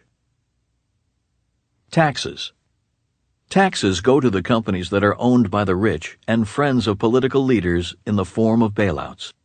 It is estimated that for every $1,000 in taxes you and I pay, less than $200 comes back as a benefit to us. The rich know how to play the system. They own the businesses, make more money, and pay a lower percentage in taxes than employees do. National debt. When the government talks about trillion-dollar bailouts, it means that for generations to come, our kids will be paying for these financial rescues of the rich. Our kids will pay for these bailouts in higher taxes and higher inflation. House. Mortgage payments go to the banks of the rich. If you take out a $100,000 mortgage at 5% for 30 years, you will pay $93,000 in interest alone. This does not include fees, commissions, and service charges. Retirement. Most people invest in stocks, bonds, and mutual funds for their retirement. Most of this money is invested in businesses of the rich. If the investment loses money, you lose money, and the financial planner, stockbroker, or real estate broker keeps the commission. Cost of living. Who gets the money we spend for insurance, gasoline, telephone service, electricity, and other necessities of life? The rich. Who benefits if these necessities go up in price? The rich.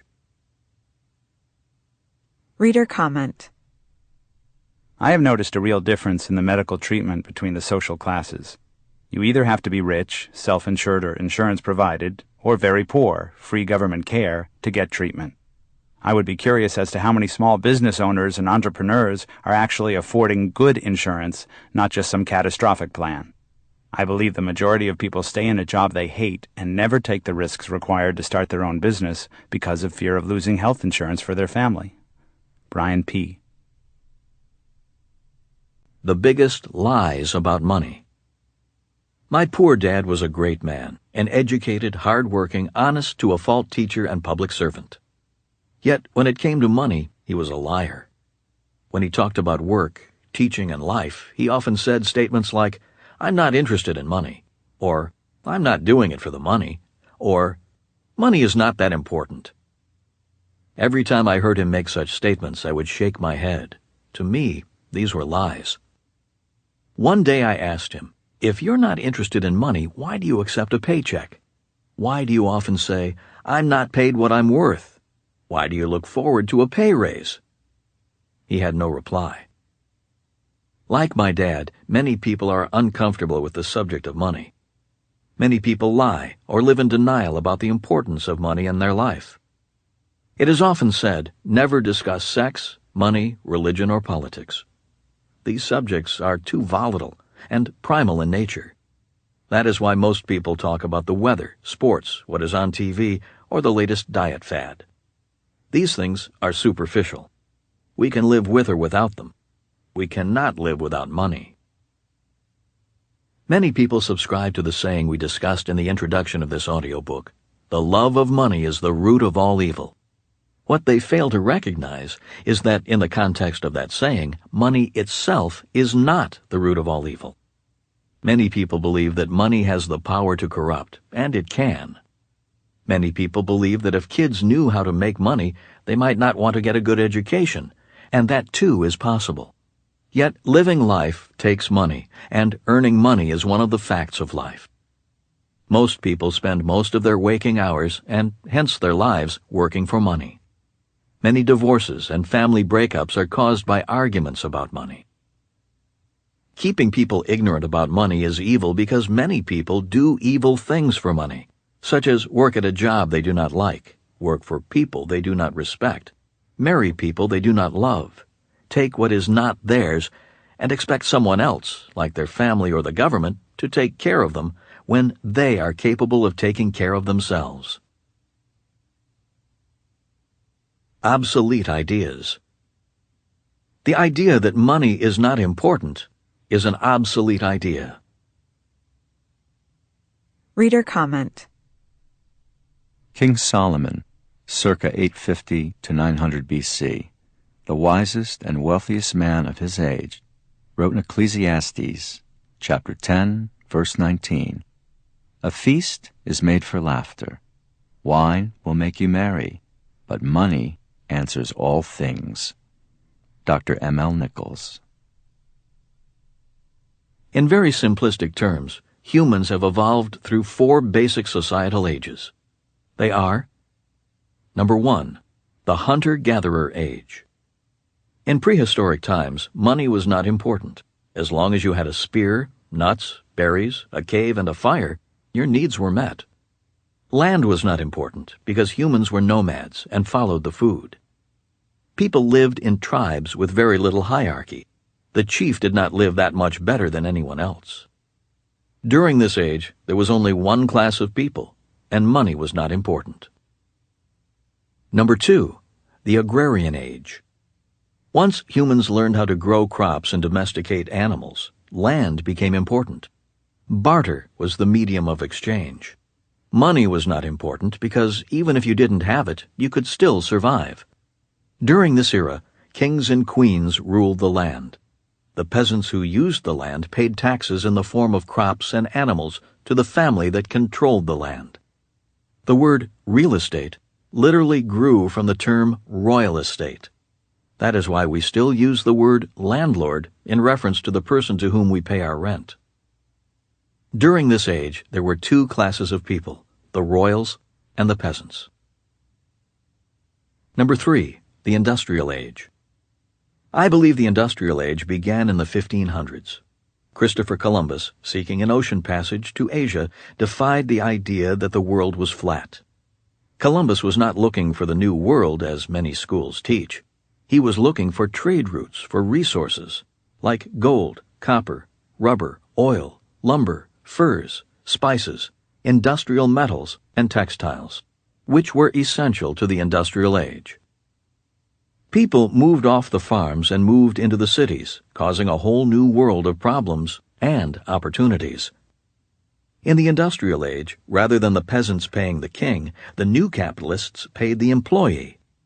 Instead of land, the new capitalists owned corporations. Corporations were formed primarily to protect the rich, their investors, and their money. For example, before a ship sailed for the New World, the rich formed a corporation. If the ship was lost and sailors died, the rich were not responsible for the loss of life. All the rich lost was their money. Today, it is more of the same.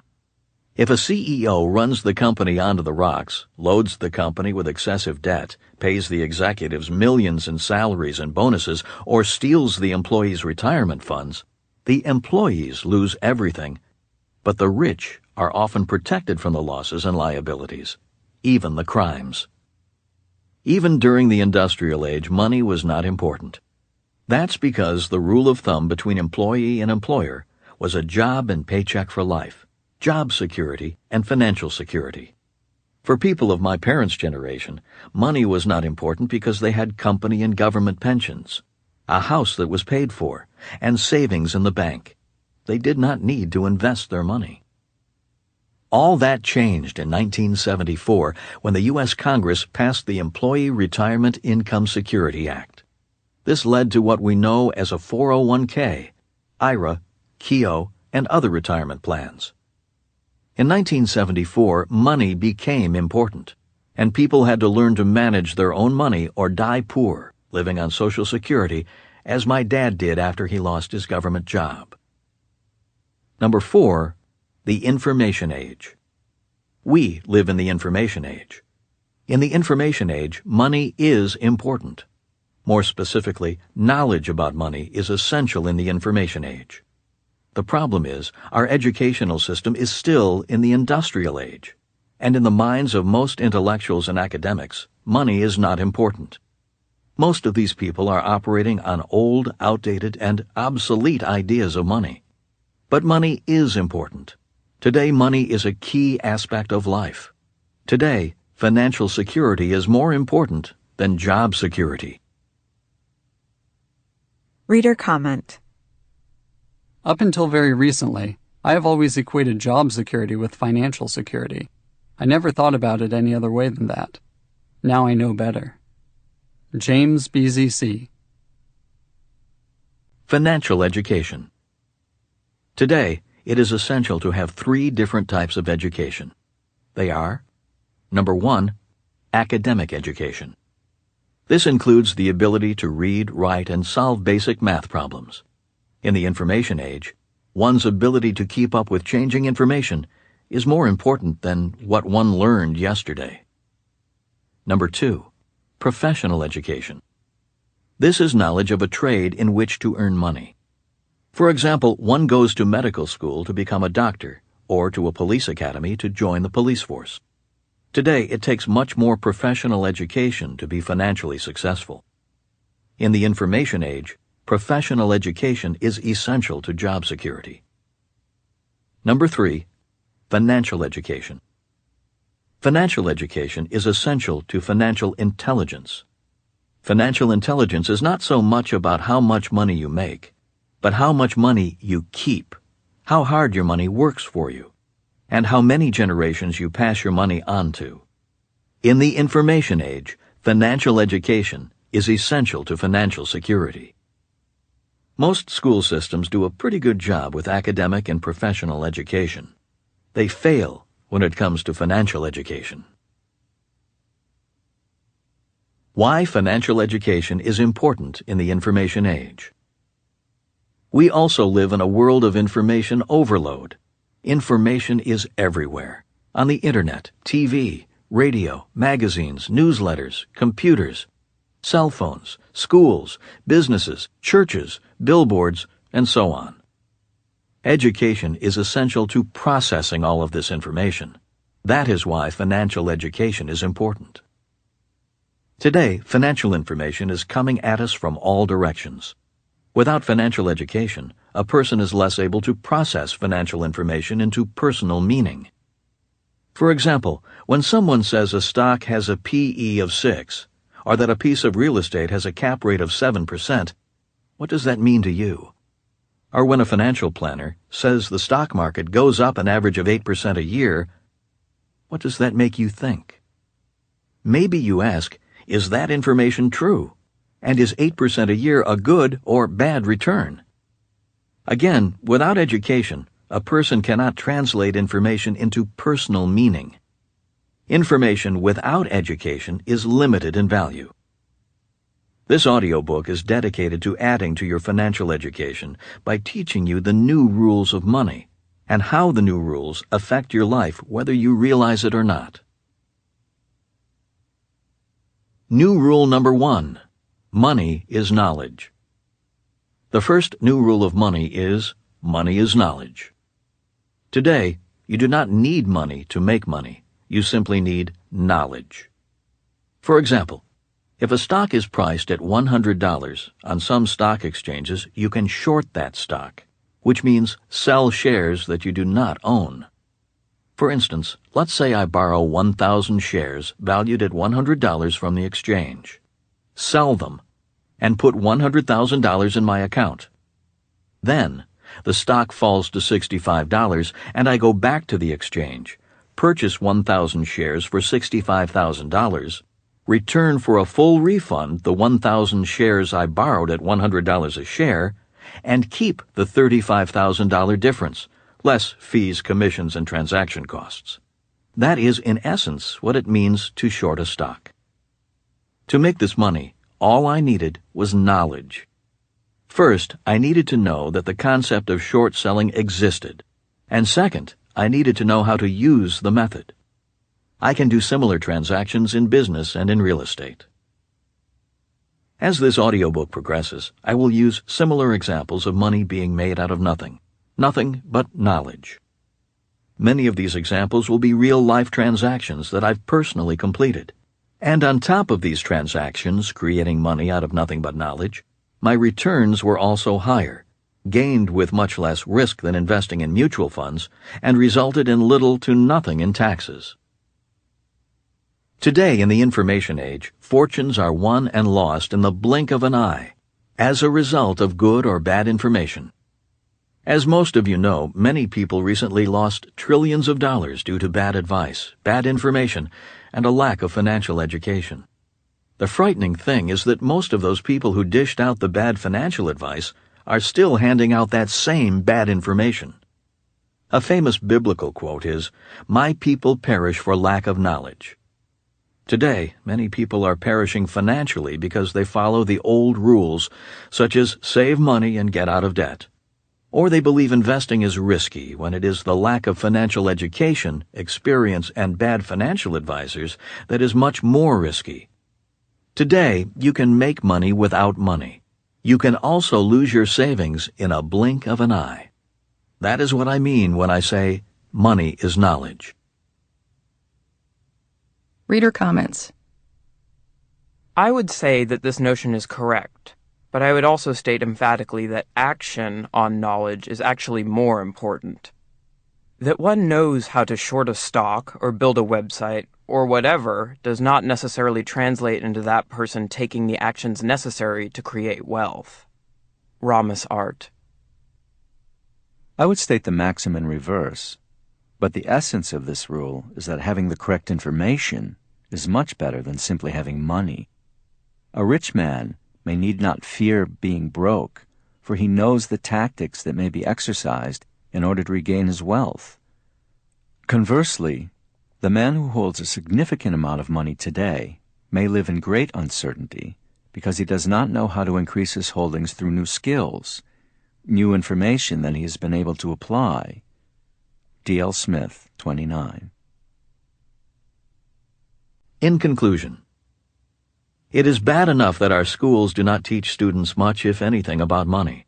But today, in 2009, many of the rich are fighting President Obama's economic stimulus plans to spend more on improving education. Only time will tell as to whether Obama's stimulus plan will work. But regardless, I do think spending more on education is vital to developing a strong economy, country, and free world. I am an advocate for education. In Asian culture, the most respected profession is the teacher. Yet in Western culture, teachers are the lowest paid of educated professionals. I believe that if we valued education like we say we do, we would pay our teachers more money and build better, safer schools in bad neighborhoods. To me, it is a crime that in America, our real estate taxes determine the quality of education a child receives. In other words, schools in poor neighborhoods receive less tax money than schools in rich neighborhoods. Talk about a conspiracy of the rich. I also believe that if we truly valued education, we would teach people financial literacy, because we would recognize that money is a central and important aspect of our existence. So while many so-called advocates of education deride my ideas, I simply ask, why continue advocating a system that is designed to create cogs instead of free thinkers, and a system designed to suppress financial knowledge rather than create financially literate people who can prosper in a capitalist system? Whether you believe as I do that there is a conspiracy in education, the fact remains that a sound education, one that includes financial education, is more important today than ever before. When I was a kid, if one of my classmates did not do well in school, he or she still could get a high-paying job working for the sugar plantation or a factory. Today, as factories close and jobs move overseas, a child who does poorly in school will probably do poorly in life. This is why the world needs better schools, safer schools, better paid teachers, and more financial education. In the information age, we are overloaded with data. Education gives us the power to translate that information into meaning we can use to make our lives better. Give us the power to solve our own financial problems rather than expect the government to solve our problems for us. Stop the bailouts and all the handouts. It is time to put an end to the conspiracy of the rich. It is time to teach us how to fish. Chapter 3. The Conspiracy Against Our Money. The bank never goes broke. The bank never goes broke. If the bank runs out of money, it may issue as much more as may be needed by merely writing on any ordinary piece of paper. Rules from the game of Monopoly. The day the dollar died. On August 15, 1971, the U.S. dollar died. On that day, without authorization from Congress, President Nixon severed the relationship between the U.S. dollar and gold, and the dollar became monopoly money. After that, the biggest economic boom in history began. Today, in 2009, as the global economy collapses, central bankers of the world are creating trillions of dollars, yen, pesos, euros, and pounds by following monopoly's rules for bankers. The problem is that monopoly is just a game. Applying monopoly's rules in real life is a recipe for the destruction of society as we know it. As the noted English economist John Maynard Keynes once said, there is no subtler, no surer means of overturning the existing basis of society than to debauch the currency. The process engages all the hidden forces of economic law on the side of destruction, and it does it in a manner which not one man in a million is able to diagnose. Today, our economy is sick because the runaway printing presses of the Federal Reserve are flooding our monetary system with funny money that debauches our existing currency. And no one is able to diagnose the problem, just as Keynes warned so many years ago. Reader comments. Monopoly money. John Kenneth Galbraith once famously said, "The process by which banks create money is so simple that the mind is repelled." Hellspark. I never knew that rule existed in Monopoly. Scary how true to life it is. The examples I think of are bank loans and credit cards. A. Joy Flower. Money from nothing. One reason why people ignored the advice of Keynes, Nixon's 1971 change, and others on the destruction of money, is because debauching the currency suddenly made people feel rich. Credit cards came in the mail, and shopping became the national sport. Many in the middle class became pseudo-millionaires as their homes seemed to magically increase in value. They came to believe their retirement would be financed by profits in the stock market. People took out home equity loans to pay for family vacations. Rather than one car, families had a Mercedes, a minivan, and an SUV. Kids went to college and were strapped with student loans that take years to pay off. The middle class celebrated their newfound wealth by dining in fancy restaurants, dressing in designer clothes, driving Porsches, and living in McMansions, all financed by debt. We are now coming out of the biggest economic boom in history. The problem is that boom was caused by debt, not money, by inflation, not production, by borrowing, not working. In many ways, it was money for nothing, because money was nothing. As Keynes would say, our money was debauched. We looked rich, but society as we knew it was collapsing. After 1971, central bankers could create money by merely printing more paper. In today's digital age, bankers do not need paper to create money. As you listen to this, trillions of dollars, yen, euros, pesos, and pounds are being created electronically out of thin air. According to the rules of monopoly, you and I may go broke, but the banker never does. After all, the global game of monopoly must go on. Witnessing the change. In 1972, I was a Marine Corps pilot stationed on board an aircraft carrier off the coast of Vietnam. The war was not going well. We knew we were losing, but as Marines we could not dwell on that fact. As a Marine officer, my job was to keep my men positive and focused on living, and at the same time ready to give their lives for each other and our country. I could not let my men see my doubts and fears, and they did not let me see theirs. Keeping morale high was difficult, because we knew the tide of battle had turned against us. We also knew that we were losing the war at home. Every time we saw pictures of student protesters burning draft cards and the American flag, we began to question who was right and who was wrong. Some of the more popular rock songs of the era were songs against the war. The lyrics of one song went, "War, what is it good for? Absolutely nothing." Rather than let the song get us down, my crew and I would loudly shout that line as we flew into battle. For some strange reason, that song gave us the courage to do what we had to do, and to face the ultimate reality, death. The night before every mission, I would go up to the bow of the aircraft carrier, sit alone, and allow the wind to separate my thoughts from my fears. I did not pray to live. Instead, I asked that if the dawn was to bring my last day, I wanted to choose how I would face death.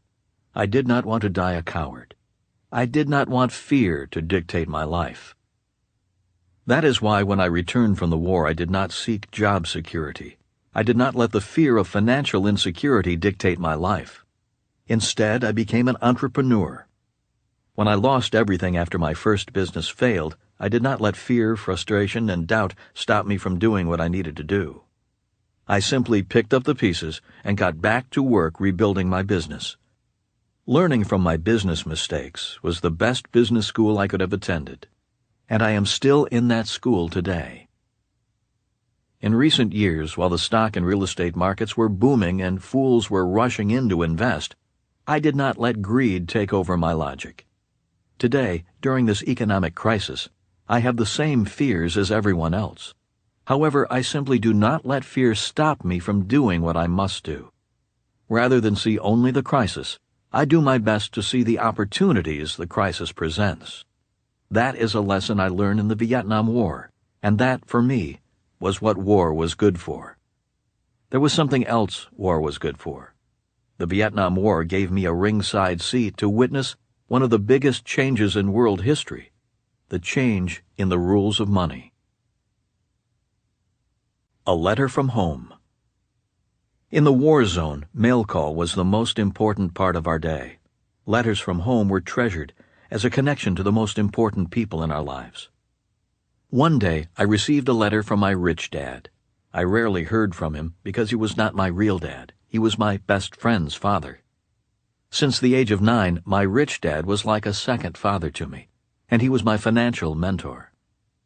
His note began in bold letters, "The rules of money have been changed." Further on in the letter, he advised me to read the Wall Street Journal and follow the price of gold. President Nixon took the United States off the gold standard in 1971, he explained, stating more than once that the price of gold was, at one time, fixed at $35 per ounce, but no longer. Once Nixon severed the link between the dollar and gold, gold's price started to rise. By the time I read his letter, gold was fluctuating from $70 to $80 an ounce.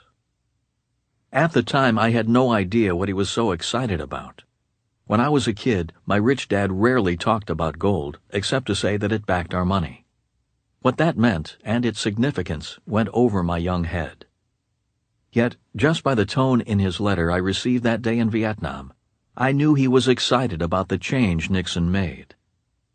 His message was simply this: with our dollars separated from gold, the rich were about to play games with money like the world had never seen before. He explained, as the price of gold goes up and down relative to the dollar, there will be the biggest booms and busts the world has ever seen. With gold separated from the dollar, we are entering a period of extreme financial instability. Inflation will go through the roof. The rich will get very rich, and others will be wiped out. He closed his letter with, the dollar is now officially monopoly money, and the rules of monopoly are now the world's new rules of money. Again, I did not fully understand his message at the time, but now that I am older and wiser, I believe he was saying that this was his time to become very rich. This was the opportunity of his lifetime, and he was right. My rich dad became very rich while the economy boomed. My poor dad clung to job security and missed the biggest boom in history. Finally, reading the rules. A few days later, I went to the officers' lounge, found a well-worn game of Monopoly, and took up a game with a group of pilots. Since I had played the game countless times, I did not bother to reread the rules. But as the game went on, I recalled Rich Dad's words about the rules of Monopoly being the world's new rules of money. Thumbing through the rules book, I came across the rule Rich Dad referred to. It stated, "The bank never goes broke. If the bank runs out of money, it may issue as much more as may be needed by merely writing on any ordinary piece of paper." Today, thanks in part to my Rich Dad's simple warning, I know why we have a massive global financial crisis on our hands. For the rich and powerful, the rule change meant they could print money on any ordinary piece of paper. Our money had been debauched. Prior to 1971, our money was golden because it was backed by gold. Today, our money is toxic, making the people and businesses of the world very sick. It is like drinking polluted water and wondering why you feel ill. By changing the rules of money, the rich could legally steal our wealth via the money system itself. Real-life education begins. In 1972, I followed my rich dad's advice and read the Wall Street Journal religiously, looking for articles about gold. Thus began my education on gold and its relationship to money. I read every article I could find on the subject. But I didn't have to just read to learn these important lessons. Practical examples were on display all around me. One day I flew from my aircraft carrier to a small village outside of Da Nang, a major city in South Vietnam. Having a few hours to spend before we were scheduled to return to the ship, my crew chief and I walked into the village. He wanted to buy mangoes and papayas, exotic fruits we did not get back on the ship. After selecting an assortment of fruits, he reached into his flight suit pocket and pulled out a wad of piastre, the paper money of South Vietnam. "No, no, no," said the fruit vendor, waving her hand. She was letting us know she would not accept P, as the money was often called. My crew chief then pulled out a $50 bill and handed it to her. She reluctantly took the bill, scowling as she inspected the greenback suspiciously. Finally, she said, "Okay, you wait," and ran to another stall, transacted something, ran back, and handed my crew chief the bag of fruit. "What was that all about?" I asked my crew chief. "She's getting ready to run," he replied. "She's planning to leave the country." "How do you know?" I asked. "She is choosy about her money," he replied. "She knows her country's money, the piastre, is worthless. Nobody outside of South Vietnam will accept it. Why would anyone accept the money of a country that will soon no longer exist? She also knows the U.S. dollar is dropping in value as the price of gold rises. That's why she ran to the other stall to change my money for gold."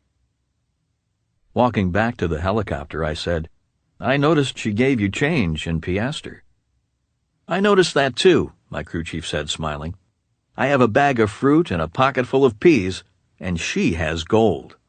She may be just a fruit vendor, but when it comes to money, she's no fool." 3 weeks later, my crew chief and I were flying north in search of an ancient gold mine, hoping to buy some gold. I thought that I could buy gold for a better price behind enemy lines. Risking my life and the lives of my crew, I found out that regardless of where I am in the world, the price of gold is the same. My real-world education in the new rules of money and the relationship between monopoly money and gold was underway. Public concern.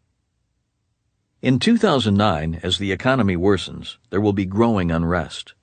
Even now, people know something is wrong. The problem is that they don't know what is wrong exactly.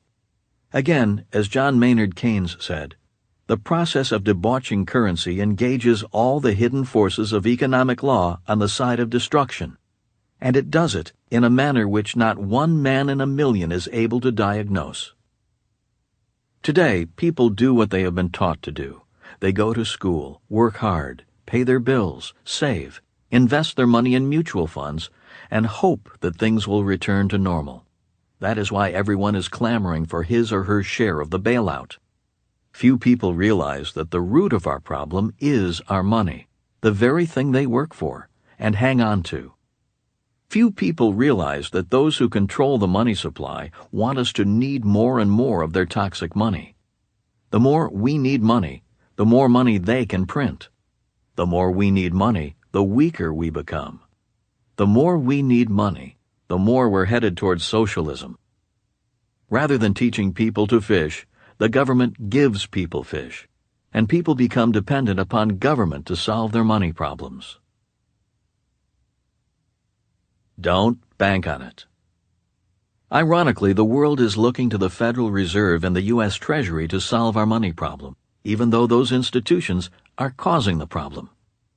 As we've discussed in this audiobook, the Federal Reserve is not federal, and it is not American. The Fed is owned by some of the richest families in the world. The Federal Reserve is a banking cartel, just as OPEC is an oil cartel. Few people realize it has no reserves because it has no money. It does not need a big vault to hold money. Why do you need to store money when monopolies' rules for bankers apply? The Federal Reserve Bank is not a bank. That idea is as illusionary as our money. Some people say the creation of the Federal Reserve was unconstitutional. They think the Fed's creation has harmed the world economy, and it has. There are others who say that the Federal Reserve System is the best thing that has ever happened to the world. They say that it has helped bring wealth to the world like never before. And it has. It does little good to question the motives of the Federal Reserve's founders. The reality is that today the Fed runs the game. Rather than ask what President Obama is going to do about the economic crisis, it is better to ask yourself, what am I going to do? Rather than ask if the trillion-dollar stimulus package will work, it is smarter to ask yourself, where does that $1 trillion come from? Is it sitting in someone's vault? In very simple terms, the central banks of the world can only do two things. They are, number one, create money out of thin air, just like the rules of monopoly allow, something they are doing today by the trillions. And number two, lend money they do not have. When you borrow money from a bank, the bank does not need to have that money in the vault. The zero-sum game. Historically, every time governments have printed their own money, fiat money, that money eventually reverted to its true value, zero. That's because paper money is a zero-sum game. Will the same happen to the U.S. dollar, the yen, the peso, the pound, and the euro? Will history repeat itself? Now I can hear many proud red-blooded Americans saying, "This will not happen in America. Our money will never go to zero." Unfortunately, it already has, many times. During the Revolutionary War, the American government printed a currency known as the Continental. After the government printed too many Continentals, our money became a joke, giving birth to the phrase, "not worth a Continental." The same thing happened to the Confederate dollar. When I need a reminder of money going to zero, all I have to do is think about the woman fruit vendor in Vietnam and her aversion to the piastre. That was not that long ago. It's not ancient history. Today, the entire world is running on monopoly money. But what if the party is over? Will bailouts save us? Ironically, every time there is a bailout, our national debt grows bigger, we pay more in taxes, the rich get richer, and our money's value edges closer to zero. Every time our governments print more money, our money becomes less valuable. We work harder for less and less, and our savings are worth less and less. I'm not saying that today's monopoly money will go to zero. I'm not saying it won't either. Yet, if history does repeat itself, and if the U.S. dollar goes to zero, the worldwide chaos will be cataclysmic. It will be the biggest wealth transfer in world history. The rich will get richer, and the poor will most definitely get poorer. The middle class will be wiped out. Apocalypse Now. As our financial crisis grows worse, the secrets about the new rules of money are harder to keep. This crisis is leading us to a financial apocalypse. For many religious people, the word apocalypse is often used to refer to the end of the world. This is not the type of apocalypse I am referring to. The word apocalypse comes from the Greek word meaning lifting of the veil. It is a term applied to the disclosure of something hidden from the majority of humankind. Simply said, apocalypse means secrets are being revealed. If you read Rich Dad, Poor Dad, you may recall the subtitle of the book was What the Rich Teach Their Kids About Money That the Poor and Middle Class Do